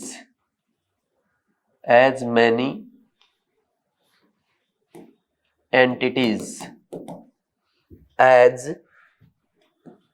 number of atoms present in 12 gram of carbon 12 isotope. ठीक, कार्बन के 3 आइसोटोप होते हैं, कार्बन 12, 13, 14, है ना, पता ना सबको। अब मेरा क्वेश्चन ये है कि आपने यहां पे इस डेफिनेशन में क्या यूज किया? कार्बन 12, यानी कार्बन 12 को हमने क्या माना? स्टैंडर्ड माना। स्टैंडर्ड आइटम कौन सा लिया हमने? कार्बन 12। कल आते ही पूछूंगा आपसे, मतलब कोई प्रेशर नहीं है, आपको सिर्फ सोच के आना है बिना किसी बुक में पढ़े। Why carbon 12 is taken as standard atom? भले ही रफ कॉपी पे क्वेश्चन लिख लो, why carbon 12 is taken as standard atom. आपको सिर्फ सोच के आना अपने दिमाग से, और मैंने बोला सोच के आना, पढ़ के नहीं आना है, सोचो क्यों। ठीक, why carbon 12 is taken as standard item, नहीं तो यही लिख दो ना, या ऐसे लिख दिया करो ना यार, टाइम बचता है। वाई कल घर जाके रिमाइंड कर लेना, पेंसिल से लिख दो। अब देखो नेक्स्ट क्या आएगा इसके बाद। अब नेक्स्ट जो हम करेंगे, देखो लिख लिया ये। अब अपने को अगर ये पता लग जाए कि 12 ग्राम कार्बन 12 में कितने एटम्स है, वही तो आपका मोल है, वही तो मोल की संख्या है। तो अब मैं लिखता हूं मास ऑफ, देखो mass of 1 atom of carbon 12 कितना होता है? 1.992648 इंटू 10 की पावर -23 ग्राम। ये पता कैसे मेजर किया? हमारे गांव में ना एक बनिया था जिसे हम टॉफी लेके आते थे, उसका नाम था खेम सिंह सेठ। उसके पास एक तराजू थी पुराने टाइम की, और बहुत छोटे छोटे वेट भी मेजर कर देती थी। तो उसकी तराजू से वेट मेजर किया गया था। मजाक कर रहा हूं भाई, उसकी तराजू से मेजर नहीं किया गया, ये स्पेक्ट्रोस्कोपी से मेजर किया जाता है। किससे? स्पेक्ट्रोस्कोपी से मेजर किया गया। आईयूपीएसी ने ये डेटा दिया, फिर एनसीईआरटी ने अपना छाप दिया, और मैंने एनसीईआरटी से पढ़ के लिखा। ठीक समझे? बस ये बात है। कहीं सोचोगे हाँ सही में तराजू से, अरे 10 की पावर -23 ग्राम कौन मेजर करेगा यार? देखना देखना कितनी जीरो लगेगी, कर दोगे क्या मेजर? फिर चलो आगे क्या आएगा इसके बाद। अब देखो आपको ना एक एटम का मास पता है। अब एक बार कॉपी पेन रख दो। अब जो मैं आपको सिखा रहा हूं, अभी मैं आपको सिखाऊंगा यूनिटरी मेथड, जिसको हिंदी में क्या कहते हैं? एक एक नियम। मैं आज एक एक नियम स्टार्ट कर रहा हूं, और लास्ट चैप्टर कौन सा पढ़ेंगे? फिजिकल केमिस्ट्री का इलेक्ट्रोकेमिस्ट्री। उसमें भी सिर्फ और सिर्फ एक एक नियम यूज करूंगा, कोई फॉर्मूला नहीं, फॉर्मूले नहीं रटने हैं।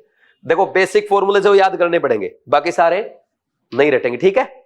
तो अब देखो, अब आप यूनिटरी मेथड देखना, 1.992648 इंटू 10 की पावर -23 ग्राम कार्बन 12 हैज कितने एटम्स? बोलो। एक एटम का तो मास है ये, अरे एक एटम का तो मास है, इतने में एक है, तो 1 ग्राम में कितने होंगे? 1/10 संख्या, यही तो होगा। अरे भाई बोलो, थक गए क्या? इतने एटम्स आपको कितने में कैलकुलेट करने हैं? 12 ग्राम में। तो 12 ग्राम में कितने होंगे?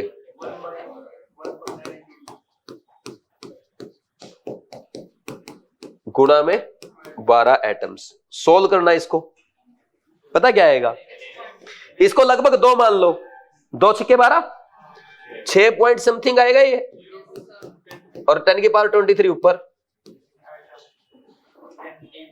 दिस इज Na, ऐसे Na आया था, समझे कि नहीं समझे? ठीक, ये नंबर याद कर लेना। पता है क्यों? क्योंकि आजकल एग्जामिनर क्या करता है, मतलब बहुत घटिया चीजें पूछ लेता है। ये मतलब ये चाहो तो थोड़ा सा आप याद कर सकते हो। जेई मेंस में तो कुछ भी पूछ लेता है, नीट में हालांकि इतनी ये कंडीशन नहीं आई। जेई मेंस में कुछ भी इसलिए पूछ लेता है एनसीईआरटी से, क्योंकि जेई मेंस में शिफ्ट होती है ज्यादा और एक चैप्टर से कई क्वेश्चन बनते हैं। लेकिन फिर भी हम भी रिस्क क्यों ले? तो ये थोड़ा सा इंपॉर्टेंट, तो इसको एक बार देख लेना, देख लोगे हो जाएगा याद एक बार देखे। असल बात ये है, जो टफ चीजें होती है वो इजी याद होती है। ये सबको याद मिलेगा, देखना कभी भी पूछ लेना, सबको याद हो गया तुम लोगों को, ये इसकी गारंटी मेरी, यही साइकोलॉजी है। मैं क्लास में जो टफ चीजें ना वो याद करने के लिए मना करता हूं, क्योंकि टफ चीजें अपने आप याद हो जाती है। दिक्कत तो इजी की है। लिखो जल्दी से, दिस इज Na, लिख लेना, this is Na, this is Avogadro number. लिखो फास्ट, यही तो बताया था मैंने। अच्छा एक चीज और लिख लेना, यूनिट ऑफ मोल क्या होती है वो तो लिखी नहीं हमने। यूनिट ऑफ मोल MOL होती है, मोल, मोल की यूनिट मोल। लिखो फास्ट लिखो। नेक्स्ट, अब इसके बाद देखो नेक्स्ट क्या आएगा। अब लिखते हैं फॉर्मूले, लिखो calculation of mole, calculation of mole. इसके 3 फॉर्मूले हैं भाई, बहुत आसान है तीनों ही। पहला फॉर्मूला पता है क्या है, केस 1 या टाइप 1 लिखोगे, टाइप 1 कुछ भी लिख दो जो तुम्हारा मन करे। When mass of substance, mass of substance bracket में लिखना W इज गिवन। ठीक, तो इसमें फॉर्मूला क्या बनेगा पता है आपको, नंबर ऑफ मोल्स। अच्छा मोल्स को ना हम स्मॉल n से रिप्रेजेंट करते हैं, ये भी लिख लेना है ना, स्मॉल n से। तो n is equal to given mass weight divide by molar mass. भाई एक बात बताओ, ये पूरा पूरा लिखूंगा, number of moles equal to weight given in, अच्छा ग्राम्स में रखेंगे वेट को, W किस में लेना है, इन ग्राम्स, और मोलर मास जो होता है, मोलर मास जैसे कार्बन का होता है 12, ऑक्सीजन का होता है, ऑक्सीजन एटम में हो तो O2 का बता 32, CO2 का 44। आपको याद है तो अच्छी बात, नहीं याद उनकी भी टेंशन नहीं लेनी है, मैंने बोला 0 से। ठीक, तो मोलर मास कितना होगा इसका, ये होता है ग्राम पर मोल में, वो ग्राम्स में रखेंगे। ठीक है, अब केस 2 टाइप 2, टाइप 2 में क्या होगा, व्हेन नंबर ऑफ पार्टिकल्स, इसको मैं कैपिटल N से लिख देता हूं, number of particles is given. देखो क्या होता है, एक सेकंड रुक जाओ, इसी पेज पे रुक जाओ, क्योंकि ये फॉर्मूले यही अपने को यूज करना, आज भी यही यूज होंगे, कल भी यही यूज होंगे, क्योंकि अब क्वेश्चन प्रैक्टिस स्टार्ट हो रही है, यही यूज होने हैं, तो इनको अच्छे से समझ लो। देखो जब आपको नंबर ऑफ पार्टिकल गिवन है तो मोल्स कैसे फाइंड आउट करोगे, एक सेकंड रुक जाओ बेटा, लिख लेना। भाई मैं आपको बोलता हूं 60 बनानाज, इसका मतलब क्या है, 60 बनानाज, इसका मतलब क्या है, नहीं 60 बनानाज का मतलब 60 बनानाज, वो मुझे पता, कितने दर्जन बनानाज भाई, हाँ 5 कैसे आया, 60/12 करके, क्योंकि एक दर्जन में कितने होते हैं 12। तो ऐसे ही मैं बोल दूं आपको n पार्टिकल्स आपके पास, तो कितने मोल पार्टिकल है, डिवाइड बाई n, n यानी 6.022, वो तो पता ही है ना सबको, कोई डाउट? फॉर्मूला समझ में आया मोल का कैसे बना? अगर पार्टिकल गिवन, दोबारा बताऊं, पार्टिकल कुछ भी हो सकता है, वो एटम हो सकता है, molecule, element, compound, electron, proton, neutron, उससे मुझे मतलब ही नहीं है, मुझे सिर्फ इससे मतलब है, number of particles divide by n। बोलो कोई डाउट? दूसरा फॉर्मूला हो गया आपका n is equal to n by n। मैंने ये येलो में क्यों लिखे कि सबको आते हैं यार, ये टाइम पास क्यों करना है। केस टाइप 3, मैं गलती कराऊंगा तुमसे, ठीक है, मैं गलती कराऊंगा तुमसे क्लास में क्वेश्चंस कह के कि क्वेश्चन गलत कर, ठीक। वॉल्यूम ऑफ ए गैस, और इस केस में कराऊंगा, अभी बता रहा हूं, रेडी रहना, ठीक। When volume of a gas is given at STP और एनटीपी, ठीक। इसके लिए आपको एसटीपी और एनटीपी कंडीशन पता होनी चाहिए। STP standard temperature pressure, NTP normal temperature pressure. STP और एनटीपी में थोड़ा सा डिफरेंस है, पता किस चीज का? इस चीज का डिफरेंस है कि प्रेशर कहीं पे 1 atm कहीं पे 1 bar, और उसमें मेजर डिफरेंस नहीं आता, इसलिए आपको क्या लेना है? एक ही लेना। कभी भी क्वेश्चन में आपको एसटीपी एनटीपी लिखा हो, बात एक ही है। तो आप बताओ मुझे, एसटीपी या एनटीपी क्या होता है? एसटीपी पे टेम्परेचर कितना होता है इनमें? 273.15 केल्विन, और प्रेशर कितना होता है? 1 bar या 1 atm। अब उसको छोड़ो, किस में एसटीपी किस में एनटीपी, समझे कि नहीं समझे? बोलो, कोई डाउट है क्या? नेक्स्ट इसके बाद क्या आएगा? अब फॉर्मूला बनाए भाई। एसटीपी पे अगर आप पीवी इक्वल टू एनआरटी लगा दे, सुन लो, बोलो मत, PV equal to NRT, sorry इधर सुनो, पीवी इक्वल टू एनआरटी किसके लिए? ये आइडियल गैस के लिए। तो प्रेशर यहां पे 1 atm रख दो, नंबर ऑफ मोल्स 1 रख दो, आर की वैल्यू 0.082 रख दो, और टेम्परेचर ये रख दो। वॉल्यूम पता कितना आएगा? 22.4 लीटर। यानी हम ये समझ गए एसटीपी पे 1 मोल गैस का वॉल्यूम कितना है? 22.4। Volume of A gas, volume of 1 mole of gas, 1 mole of gas at STP कितना होता है? 22.4 लीटर। अगर लिखो मत अभी, 22.4 लीटर 1 मोल का है। मान लीजिए आपको दे दिया वी लीटर गैस है, वी लीटर गैस, तो इसमें कितने मोल्स बनेंगे एसटीपी या एनटीपी पे? V by 22.4। कैसे बना फॉर्मूला बताऊं? फॉर्मूला बताऊं कैसे बना? फॉर्मूला ऐसे बना, 22.4 लीटर में कितने मोल्स है? एक लीटर में कितने मोल्स होंगे? 1/22.4। और V लीटर में कितने होंगे? इतने मोल्स। यही तो फॉर्मूला यार मेरा। सीधा फॉर्मूला लिख दूं या ऐसे लिखूं? एक ही नियम है, एक ही नियम ही तो है, ठीक। चलो भाई, अब लिखो, यहां पे क्या लिख देंगे? नंबर ऑफ मोल्स, एन कितना आएगा? Volume of gas in litre divide by volume of gas, ऐसे लिख दो ब्रैकेट में, लीटर में, डिवाइड बाई 22.4। बिल्कुल शॉर्ट में लिख दिया, कोई डाउट तो, दिक्कत तो नहीं होगी किसी को? बस ध्यान रखना, यह फॉर्मूला सिर्फ किसके लिए वैलिड है? गैस के लिए। मैंने गैस को हाईलाइट क्यों कर दिया? ताकि आपको याद रहे, यह फॉर्मूला सिर्फ गैस के लिए लगाना है। किसके लिए लगाना है? सिर्फ गैस के लिए। बोलो, कोई डाउट नहीं? आगे बढ़ जाओ। गलती करोगे आप इसमें? नहीं करोगे? करोगे, देखना अभी पेपर में भी करोगे तुम। चलो ठीक, इधर देखो, ये समझ में आ गया।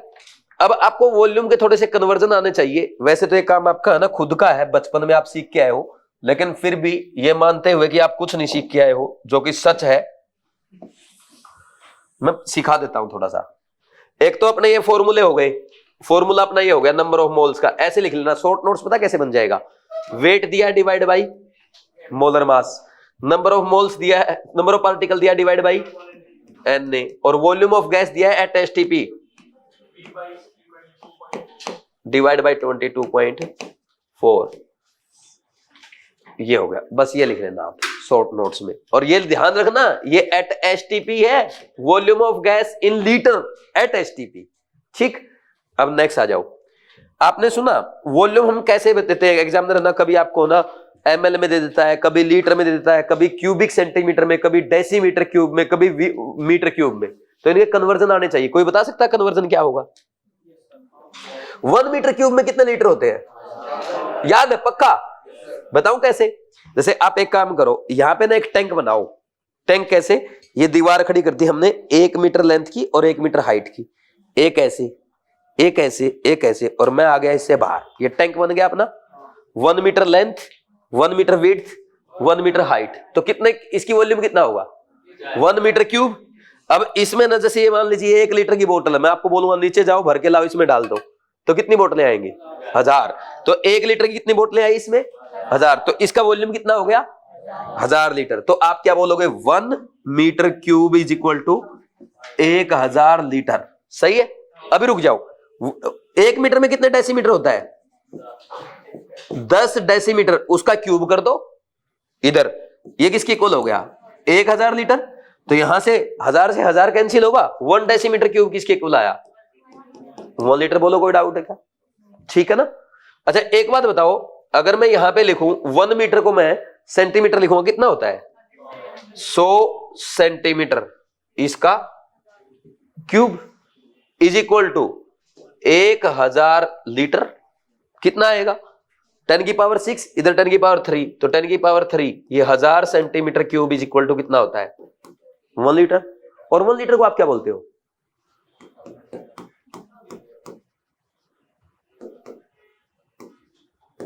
One CC, 1 cubic centimetre equal to, सही है ना। तो हमारे कन्वर्जन ये हो गए, इधर लिख लेना बॉक्स में, 1 मीटर क्यूब कितना होता है?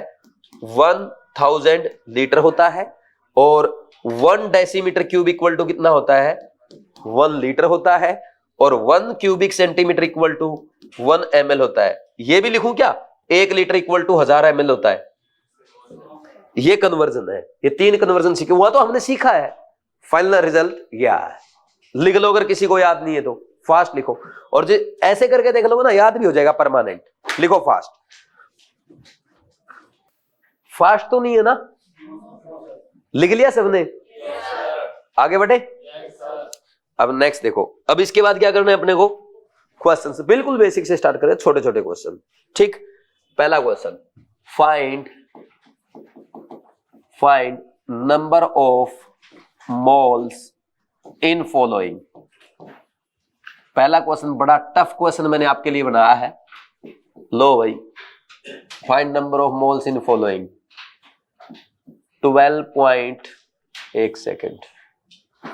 13.2 ग्राम CO2। दूसरा है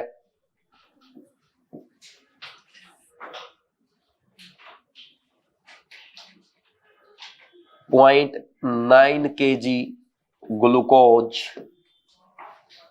ठीक, तीसरा है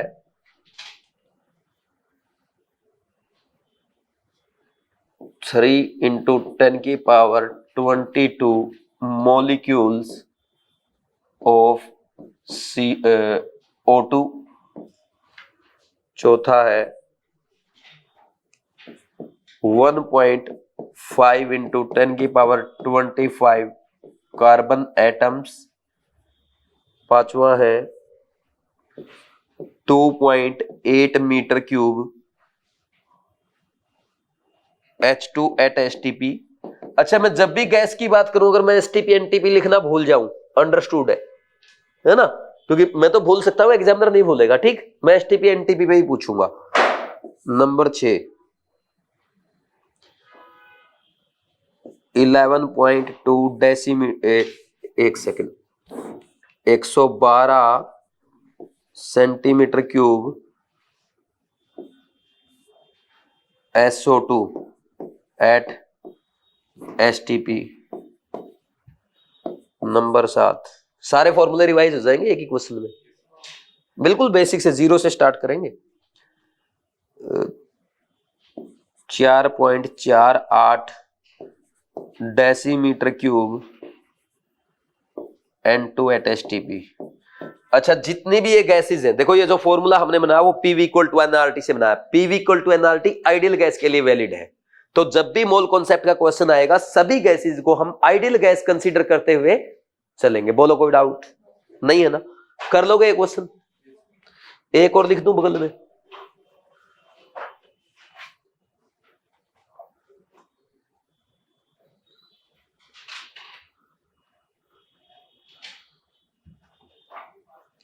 next, find mass of following. पहला 1.12 litre 1.12 litre SO3 gas at STP। ठीक। दूसरा 0.2 Na molecules of urea. Urea का मोलर मास 60 होता है। ठीक। तीसरा 1.5 इंटू 10⁻24 मोलिक्यूल्स ऑफ N2। ठीक है भाई।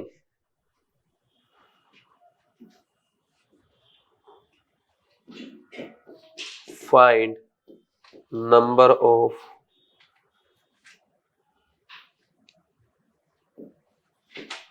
Atoms in following. पहला है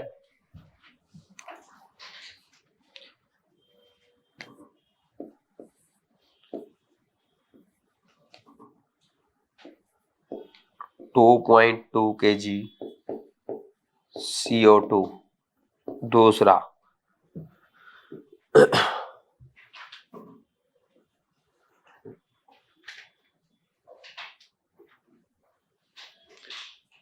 4.48 litre helium eight STP।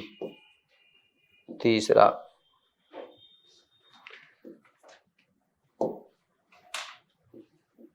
56 litre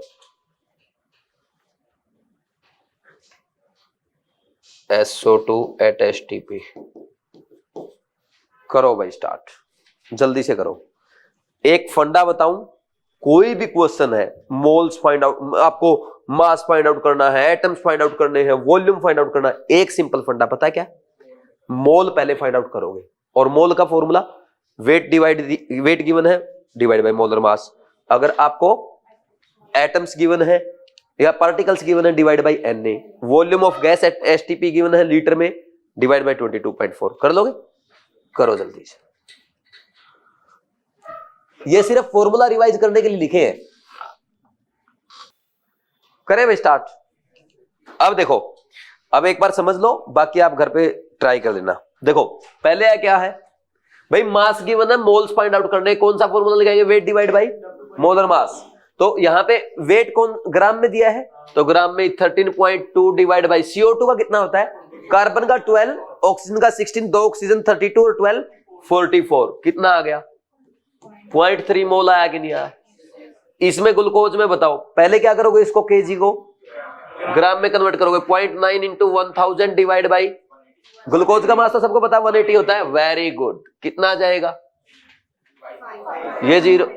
ये जीरो भी कट गई, 9 दूनी 18, 5 मोल आ गए। बहुत सही है। Next 3 into 10⁻22 molecules of O2 divide by Na कर दो।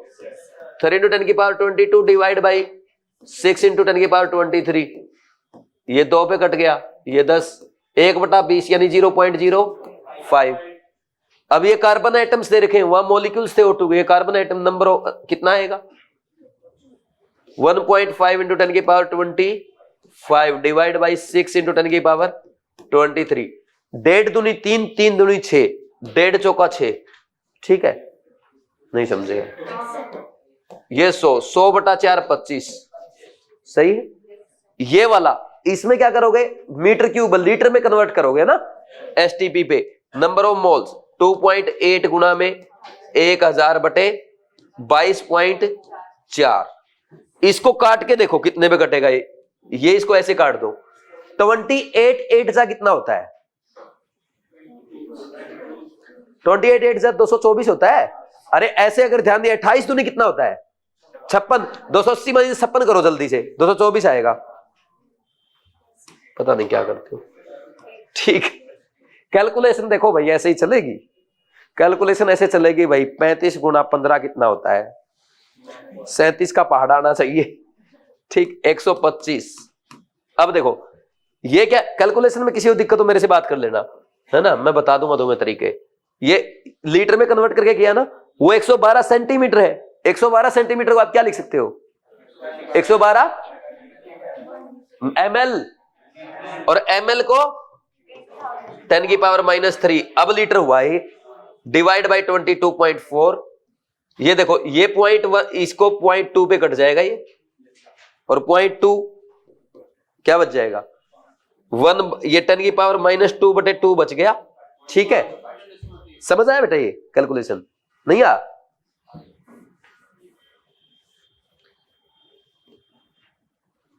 एक 112 गुना 10⁻³ है, डिवाइड बाई 22.4 है।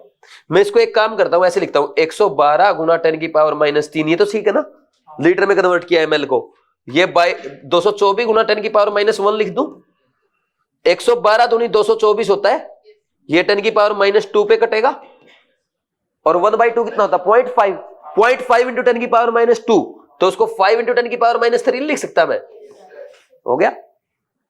इसमें देख लो ये वाला कैसे होगा, फास्ट कर रहा हूं क्या बताओ? अगर आपको फास्ट लग रहा है ना, हम भले ही 2 क्वेश्चन कम कर लेंगे, लेकिन करेंगे सब अच्छे से। लेकिन मैंने तो ये तो फॉर्मूला याद करने के लिए लिखवाए हैं, ये तो मुझे कराना ही नहीं चाहिए क्रैश कोर्स में, सही देखा जाए तो। टाइम पास कर रहा हूं क्योंकि मेरा घर पे होता नहीं है ना, इसलिए। डिवाइड बाई 22.4, इसको सोल्व करो, कितना आएगा?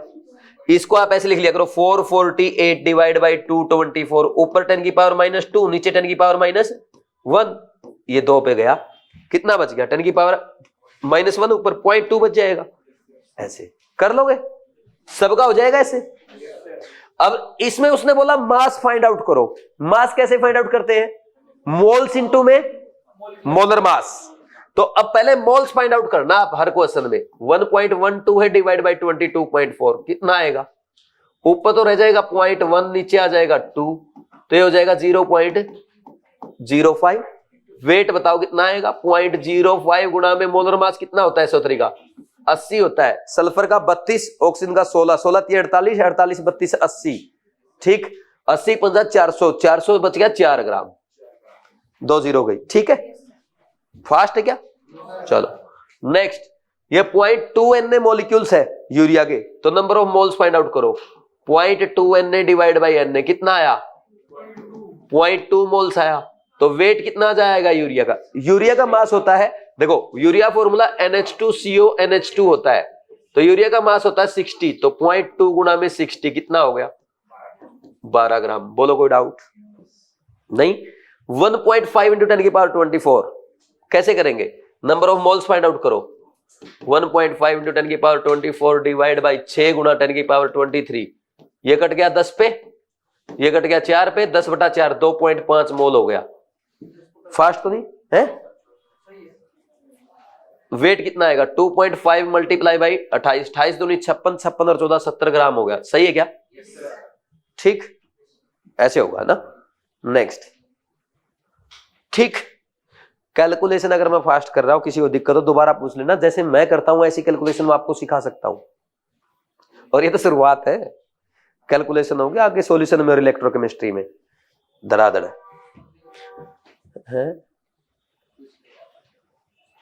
ठीक, ये वाला number of atoms find out करने, इसमें पहले क्या करोगे?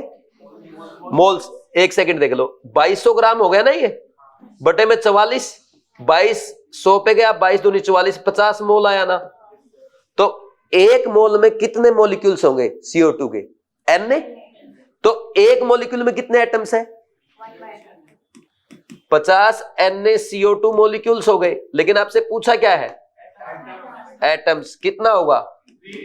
एक मॉलिक्यूल में 3 है ना, तो 3 गुना 50 Na एटम्स हो जाएंगे टोटल। किस किस का सही था? ऐसे किया, देखो चीज वही आ रही, जो मैंने वो पेज लिखा ना, सारा गेम उस पेज का है, पहले पेज का है सारा गेम जो मैं बता रहा था। ये बताओ 4.48 डिवाइड बाई 22.4 कितने आएंगे? कट पिटा के 0.2 पे कटेगा। ये बताऊं कैसे? इसको 448 इंटू 10⁻², नीचे 24 इंटू 10⁻1, 10⁻1 से 10⁻1 बच जाएगा ऊपर, ये 2.2, तो 0.2 को क्या लिख दो? 0.2 Na। एक ही एटम है इस बार तो हीलियम में, अब ये 56 लीटर वाला, हाँ, n equal to 56 divide by 22.4 किस पे कटेगा? अरे 560/224, ठीक है क्या? 22 दूनी 44, नहीं यार 4 पे कौन कटेगा? ये कटेगा, ये 56 चौका 2.5 आ गया ना, 2.5 तो मोल्स आए ना, तो 2.5 NaSO2 मॉलिक्यूल आएंगे। पूछा क्या आपसे? एटम्स पूछा ना, एटम्स। एटम्स कैसे कर दोगे? एक मॉलिक्यूल में कितने एटम है?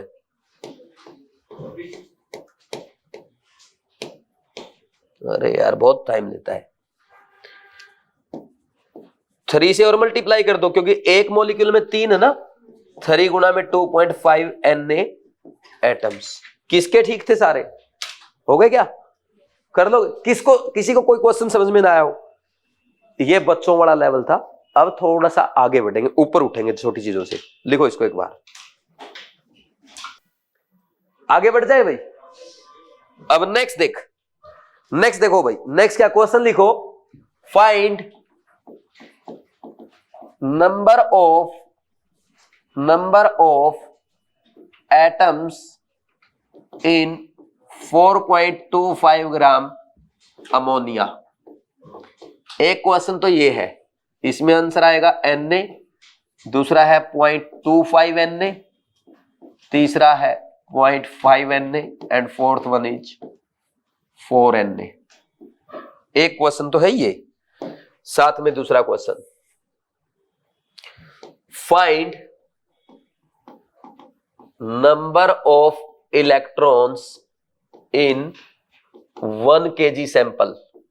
1 kg सैंपल, यहां पे नंबर ऑफ मोल इलेक्ट्रॉन लिखना, sorry, number of mole electron in 1 kg sample. ये क्वेश्चन है। जितना आपने किया ना ये तो आपका ठीक है, अब आगे करो इसको। Find number of mole electron in 1 kg sample. अब ट्राई करो जल्दी, लिखे भाई, करें स्टार्ट। अब देखो पहले क्वेश्चन का आंसर क्या आएगा? Na। किस किस का Na आ गया? वेरी गुड, नीट एग्जाम का क्वेश्चन है, बहुत इजी है। तो क्या करना है, जब भी आपको एटम्स, मास, वॉल्यूम वगैरह की बात की गई, सबसे पहला काम मोल्स फाइंड आउट करना है। हमेशा क्वेश्चन पहले मोल फाइंड आउट करके करो। नंबर ऑफ मोल्स क्या होगा? 4.25 डिवाइड बाय इसका मोलर मास कितना होता है अमोनिया का? 14 तो नाइट्रोजन का, 3 हाइड्रोजन का 17, देखो 4 चौके 16 और 0.25 को 4 से 1/4 आ गया। 1/4 मोल, 1/4 Na अमोनिया मॉलिक्यूल्स। और एक मॉलिक्यूल में कितने एटम्स है? 4। 1/4 Na गुणा 4 एटम्स हो गए। टोटल कितने आए? Na एटम्स आया कि नहीं आया? किसी को कोई डाउट अभी भी समझ में ना? मैं रिपीट करने के लिए तैयार हूं। आ गया? नहीं आया? आसान था ना, नीट का क्वेश्चन है ये। अब इस पे आ जाओ। अच्छा एक काम करते हैं, ये क्वेश्चन सोल्व नहीं कर रहे अभी, एक चीज पूछता हूं आपसे। इधर देखो सारे, इधर देखो, इधर देखो। आपको पता क्या करना है? एक बॉक्स है, इस बॉक्स में मैंने ये आयरन बॉल रख रखी है ऐसे, है ना, ये आयरन बॉल, और एक बॉल का वेट है 10 kg और इस बॉक्स का टोटल वेट है 600 kg। बताओ इसमें कितने डजन बॉल्स है? 5। कैसे निकाला भाई? देखो आपने क्या किया, 600 डिवाइड बाई 10, क्या आ गया? नंबर ऑफ बॉल्स आ गई। टोटल वेट 600, एक बॉल का वेट 10 kg, तो 600 डिवाइड बाई 10 कितना आ गया? 60 बॉल्स आ गया। अब कितने डजन बॉल्स? डिवाइड बाई 12 कितना आया? 5 डजन बॉल्स आया कि नहीं आया? किसी को कोई डाउट है क्या? ठीक, अब सुनो, एक ये यहां पे एक सैंपल है जिसका वेट है 1 kg और इसमें छोटी छोटी बॉल्स है बिल्कुल, जिनका मास कितना होता है? 9.1 इंटू 10 की पावर माइनस 31 kg। तो पहले नंबर ऑफ बॉल्स बोल दो या इलेक्ट्रॉन बोल दो, कितने आएंगे? 1 kg में डिवाइड बाई एक इलेक्ट्रॉन का मास 9.1 इंटू 10 की पावर माइनस 31 kg होता है। नंबर ऑफ इलेक्ट्रॉन्स आ गए number of mole electrons, n divide by na करते हो आप, तो n कितना है 1/9.31 इंटू 10 की पावर -31 kg, ये तो n है। इसको n से डिवाइड करो 6.022 इंटू 10 की पावर 23। ये किसने लिख दिया था ऐसा? वेरी गुड, ये IIT एडवांस का क्वेश्चन है। अब जैसे इसने बोला, भाई ने बोला सर 1837 आएंगे, रटा रटाया आंसर। अब उस फॉर्मेट में था ही नहीं, एग्जामिनर को पहले ही पता है, कोचिंग वाले ये सारे सट्टे खेलते हैं। हाँ, जो भी मुझे मतलब ही नहीं, मैं चेक भी नहीं करता हूं, मैं तो एग्जामिनर के हिसाब से चलता हूं, ऐसे आएगा आंसर, ठीक। और अगर मान लीजिए यहां पे ग्राम में दे दे तो ये मास कितना हो जाएगा, यहां पे 10 की पावर 28। अगर किसी बच्चे ने ऊपर 1000 kg को ग्राम में कन्वर्ट किया हो ना, तो फिर आएगा 1000 अपॉन नीचे 10 की पावर -28 हो जाएगा। कोई डाउट नहीं? समझ आ सबको? IIT एडवांस का क्वेश्चन है, करो भाई जल्दी से। टफ तो नहीं था कुछ भी नहीं। अरे इसको देखने के बाद ये कि बॉल बड़ी है छोटी है, गेम ही खत्म हो गया। नहीं समझे? करो जल्दी से, और करें अच्छे क्वेश्चन। कर लिया क्या? अब देखो क्वेश्चन पढ़ के ऐसा लगता है क्या है ये, find number of mole electron in 1 kg sample. किसका सैंपल? इलेक्ट्रॉन का सैंपल, ठीक। नेक्स्ट और क्वेश्चन करो अभी fast. Find number of electron, proton and neutron in following. सही है भाई, करें स्टार्ट। पहला मैंने आपको दे दिया 13.2 ग्राम CO2 में, बताओ, ठीक। दूसरा मैंने आपको दे दिया, दूसरा लिख लो 0.6 kg कार्बन एटम्स, वैसे इसकी जरूरत भी नहीं थी, चलो ठीक है लिख दिया। अब तीसरा है आपके लिए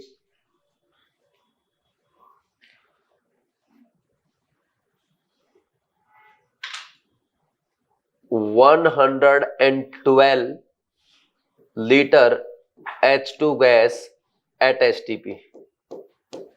ये तीनों क्वेश्चन सोल्व करने हैं अब अपने को। मैं करके बताऊंगा पहले, जल्दी फास्ट ट्राई करो, टाइम भी हो गया। फिर लिख लिया भाई सबने?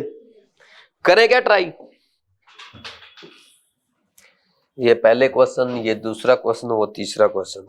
देखो पहले क्वेश्चन में क्या, सबसे पहले क्या करना है, मोल्स कितने आ गए, 44 आ गए, 0.3 मोल आए, कितने मॉलिक्यूल्स आए, 0.3 NaCO2 मॉलिक्यूल्स। एक बात बताओ, एक मॉलिक्यूल में कितने इलेक्ट्रॉन्स है?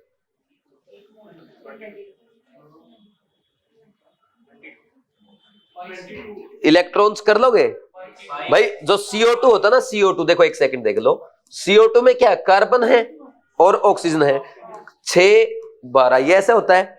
इसमें इलेक्ट्रॉन्स लिखना, 6 प्रोटॉन 6 न्यूट्रॉन 6 आएगा। देखो इलेक्ट्रॉन होता है इक्वल टू Z, पता ना ये सबको? तो इसका एटॉमिक नंबर Z मतलब 6 है, तो 6 ही इलेक्ट्रॉन 6 ही प्रोटॉन। और ये होता है एटॉमिक मास, ये sorry mass number, mass number minus atomic number आता न्यूट्रॉन्स। ये मैं आपको उसमें सिखाऊंगा, किसमें? एटॉमिक स्ट्रक्चर में। और ऑक्सीजन का ऐसे होता है O816, इसका लिखना इलेक्ट्रॉन 8 प्रोटॉन 8 और न्यूट्रॉन भी 8। बोलो कोई डाउट है क्या? अब बता दो इलेक्ट्रॉन कितने हो गए टोटल? 6 तो इसके और 2 ऑक्सीजन के, 2 ऑक्सीजन एटम है। 8 दूनी 16 6 22, तो 22 गुणा में 0.3 Na इलेक्ट्रॉन्स, यही हो गए। अरे एक मॉलिक्यूल में कितना है? 22 है, तो 0.3 Na मॉलिक्यूल्स में कितना होगा? ये इतने मॉलिक्यूल्स हैं, एक मॉलिक्यूल में कितने इलेक्ट्रॉन है?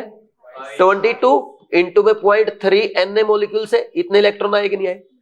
22 ही प्रोटॉन आएंगे, चेक करना, 6 और 8 दूनी 16, तो 22 गुना में 0.3 Na प्रोटॉन्स, 22 गुना में 0.3 Na न्यूट्रॉन्स। बोलो कोई डाउट है क्या? किसी को डाउट है? समझ नहीं आया हो? नेक्स्ट ये वाला क्वेश्चन क्या होगा?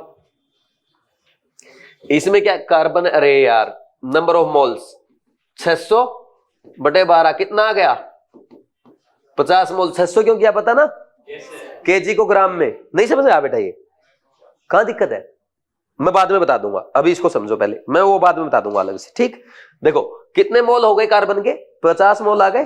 तो 50 Na कार्बन एटम हुए कि नहीं हुए भाई, एक मोल में Na एटम्स, 50 मोल में 50 Na एटम्स। अब एक बात बताओ, कार्बन का आपको पता है एक कार्बन में कितने इलेक्ट्रॉन होते हैं, 6 इलेक्ट्रॉन, 6 प्रोटॉन और 6 न्यूट्रॉन। तो बताओ इलेक्ट्रॉन कितने, एक कार्बन एटम में 6 है, तो 50 Na में कितने होंगे, 6 गुना 50 Na इलेक्ट्रॉन्स, 6 गुना 50 Na प्रोटॉन्स, 6 गुना 50 Na न्यूट्रॉन्स। वो तो चलो ठीक है, इक्वल आ रहे, कई बार इक्वल भी नहीं आता है वो प्रोटॉन न्यूट्रॉन। ठीक, अब इस पे आ जाओ, क्या करोगे पहले, moles, number of moles equal to 112 बटे 22.4 कितना आया 10 बटा 2 इक्वल टू 5 मोल, यानी कितने मोलिक्यूल्स आ गए 5 NaH2 मोलिक्यूल्स। ठीक, और हाइड्रोजन के एक मोलिक्यूल में, हाइड्रोजन होता है 1H1। ठीक, तो एक मोलिक्यूल में ये H2 में कितने इलेक्ट्रॉन होंगे, देखो इलेक्ट्रॉन कितने होंगे इसमें, देखो इलेक्ट्रॉन 1, प्रोटॉन 1 और 1 - 1 न्यूट्रॉन 0। H2 में कितने हो जाएंगे, एक हाइड्रोजन एटम में एक इलेक्ट्रॉन, तो 2 इलेक्ट्रॉन, 2 प्रोटॉन 0 न्यूट्रॉन। तो क्या लिखोगे 2 गुना 5 Na इलेक्ट्रॉन्स, 2 गुना 5 Na प्रोटॉन्स 0 न्यूट्रॉन्स। बोलो कोई डाउट है क्या, कर लोगे ऐसे, एक बार इसको लिखो। अब मैं क्वेश्चन कराऊंगा जो एग्जाम में आया है, करो फास्ट। अगर आप लोगों ने लिख लिया हो, मैं लिख ही देता हूं क्वेश्चन। देखो क्वेश्चन क्या है, find number of electrons in 4.2 gram nitride ion sample. फिर सैंपल आ गया दोस्त, आ गया क्या समझ में। ठीक, क्या करना है, सबसे पहले मोल्स निकाल लेंगे। नाइट्रोजन में, नाइट्रोजन का मास कितना होता है 14। देखो ये नाइट्राइड आयन कैसे बना होगा, ये नाइट्राइड आयन ऐसे बना है, इसको अगर 1 इलेक्ट्रॉन देंगे इसके ऊपर 1 माइनस चार्ज आएगा, 2 इलेक्ट्रॉन दे देंगे 2 माइनस आएगा, और 3 इलेक्ट्रॉन देंगे तो 3 माइनस चार्ज आएगा। अब दिक्कत ये होगी, आप नंबर ऑफ मोल्स जब फाइंड आउट करोगे आपको ये नहीं पता होगा कि इसका मोलर मास कितना लेंगे, बताओ कितना लेंगे भाई 4.2 डिवाइड बाई 3 इलेक्ट्रॉन से मास पे कोई फर्क पड़ेगा क्या, इलेक्ट्रॉन का मास नेग्लिजिबल होता है, तो इसका मास कितना होता है नाइट्रोजन एटम का 14, कितना आया 0.3 मोल आ गए, यानी 0.3 NaN3 माइनस आयन। समझ आया इतना, लिखो मत, अभी मत लिखो, एक बार रुक जाओ, मैं आपको ये दे दूंगा, PDF दे दूंगा, अगर आपको चाहिए तो लिख लेना, बेशक घर पे पहले समझ लो। देखो ये समझ में आ। अब एक बात बताओ, नाइट्रोजन में कितने इलेक्ट्रॉन होते हैं 7 इलेक्ट्रॉन, कितने ले लिए इसने 3, तो इसमें कितने होंगे 10। एक नाइट्राइड आयन में कितने इलेक्ट्रॉन है 10, तो इतने में कितने होंगे है 10 गुना 0.3 Na इलेक्ट्रॉन्स होंगे कि नहीं होंगे, कितने हो गए 3 Na। ईमानदारी से बताना किस किस का आंसर आ गया था ये, वेरी गुड, जेई मेंस का क्वेश्चन है, हो जाएगा ना। अब देखो जो जेई मेन में आ चुका वो एग्जामिनर पूछे अच्छी बात है, लेकिन एग्जामिनर भी तो स्मार्ट आजकल चेंज करके पूछ रहा, पता ना तुम्हें। अब क्या क्या चेंज कर सकता वो मैं आपको बता रहा हूं, क्वेश्चन जेई मेन में यहीं तक आया, इसके आगे का स्टेप सुनो। अब मैं अगर इसी क्वेश्चन को आपसे ये पूछ लूं, find number of valence electron in 4.2 gram nitride ions. अब पता क्या करना पड़ेगा, अब नाइट्राइड आयन का अपने को इलेक्ट्रॉनिक कॉन्फ़िगरेशन लिखना पड़ेगा। देखो सबको पता है इसका मतलब क्या है, यहां तक कोई दिक्कत है क्या 0.3 Na नाइट्राइड आयन से, इसमें कोई दिक्कत है क्या, ये तो यही से लिख दूं या बार बार लिखूं, बताओ लिख दो सीधा। ठीक, अब आपसे वैलेंस इलेक्ट्रॉन पूछे है, नाइट्रोजन एटम, ये नाइट्राइड आयन में कितने इलेक्ट्रॉन 10 इलेक्ट्रॉन का कॉन्फ़िगरेशन ऐसे लिखा जाएगा 1s2 2s2 2p6 अगर किसी को नहीं आता, मेरे पे विश्वास करो, मैं सिखाऊंगा आपको, और इसीलिए मेरे पास आए हो, ठीक। तो इसमें वैलेंस इलेक्ट्रॉन कौन से? Outermost shell. Outermost shell में कितने इलेक्ट्रॉन है? 8। तो ये 8 वैलेंस इलेक्ट्रॉन है। एक आयन में कितने वैलेंस इलेक्ट्रॉन है? 8। तो इसमें कितने होंगे? 8 गुणा 0.3 Na valence electron, 2.4 Na valence electron. ये है क्यों नहीं काउंट करेंगे भाई? 1s2 2s2 2p6 कॉन्फ़िगरेशन तो ये लिखेगा ना, आउटर मोस्ट सेल में आएगा ना जो इलेक्ट्रॉन आएगा नेगेटिव चार्ज वाला, समझ आ? ये हो गया नीट लेवल। अब IIT एडवांस लेवल सुनो। Find total charge in coulomb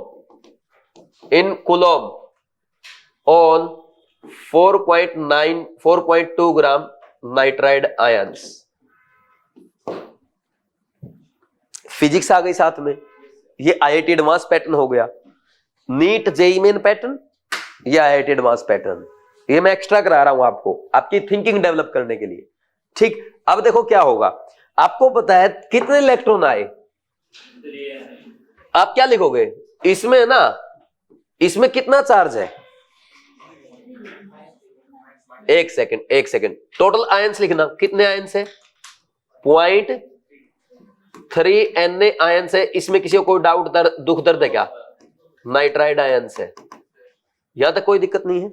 तो अब आप लिखोगे चार्ज ऑन 1 नाइट्राइड आयन। एक नाइट्राइड आयन पे चार्ज कितना है? 3 इलेक्ट्रॉन का चार्ज लिखेगा ऐसे 3e, और 3 इलेक्ट्रॉन का चार्ज कितना होता है? अगर सिर्फ मैग्नीट्यूड पूछा है तो वो लिख दो, वैसे माइनस चार्ज आएगा इस पे, -3 गुणा में 1.6 इंटू 10 की पावर -19 कूलम, ठीक। या इसको ऐसे ही रहने दो, इसको ऐसे लिखे, charge on 0.3 Na nitride ions. एक पे इतना, तो 0.3 Na भी कितना हो जाएगा? 3e गुणा में 0.3 Na। आया मजा? नहीं, -3 इंटू 1.6 इंटू 10 की पावर -19, 0.3 गुणा में 6.022 इंटू 10 की पावर 23। बोलो कोई डाउट है क्या? अब फिजिक्स भी आ गई थोड़ी सी, ठीक कर लोगे। और ओनली मैग्नीट्यूड लिखे तो नेगेटिव साइन नहीं आएगा, है ना। ये चार्ज किस में आया है? कूलम में आया है। बोलो कोई डाउट? कर लोगे। लेकिन आपके लेवल पे यही इधर ही पूरा हो जाएगा। किसी को ये है कि नहीं सर मेरे को तो थोड़ा सा भी नीट से एक्स्ट्रा नहीं करना, इस क्वेश्चन को बेसिक मत नोट करना। जिसको ये चाहिए ना सर सिर्फ नीट और जेईई मेन तक, बस ये हो गया। इधर लिखो, चल एक क्वेश्चन और करा दूं, कहो दो, ये जाना है? चलो बस लास्ट क्वेश्चन ये कर लो, एक बार लिख लो। प्रैक्टिस प्रैक्टिस प्रैक्टिस, जितनी ज्यादा प्रैक्टिस उतना फायदा। Because one who sweat more in practice bleed less in war.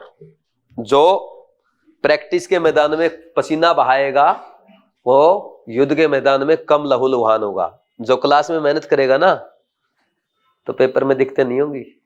नहीं, पेपर में एक एक क्वेश्चन है ना सीधा यहां चुभता है, ठीक, यहां नहीं चुभता, वहां पे सीधा यहां। हाँ, पढ़ते दिमाग से हो लेकिन चुभता दिल पे है जब नहीं होता है। तो सही है कि नहीं है? करें स्टार्ट, आगे बढ़ जाऊं। नेक्स्ट लास्ट क्वेश्चन आज का, एक अच्छा question. Find number of electrons in 18 ml water at STP। आप ट्राई करोगे या मैं समझा दूं? सिर्फ 60 सेकंड का टाइम है, जल्दी से ट्राई करो। Find number of electron in 18 ml water at STP। 60 second start हो गया। अब हो गया भाई, 1 मिनट कर लिया ट्राई। अब देखो, सबसे पहले आपको क्या करना है? Number of electron find out करना है। मैंने आपको क्या बोला? कुछ भी फाइंड आउट करना है, क्या करेंगे पहले? मोल्स कैसे? Number of moles equal to 18 ml दिया, पहले वॉल्यूम को लीटर में कन्वर्ट करेंगे। तो 18 इंटू 10 की पावर -3 डिवाइड बाई 22.4 लीटर, क्योंकि STP में दिया है ना। यह गलती नहीं करनी है। किसने की थी? मैंने बोला था ना गलती करवाऊंगा मैं आपसे। किसने करी? ईमानदारी से बताओ। Very good, very. अब बता भी नहीं रहे हैं। चलो किस किस का ठीक हुआ, 10Na किस किस का आ गया, अरे चलो समझ गए तुम लोग। ठीक, ये क्वेश्चन वैसे अगर कल करवाता ना आगे, आप में से मैक्सिमम गलत करते फिर। ठीक, चलो अच्छी बात है। ये formula N equal to volume of gas in litre at STP divide by 22.4, ये गैस के लिए है, STP पर गैस के लिए है, गैस के लिए है।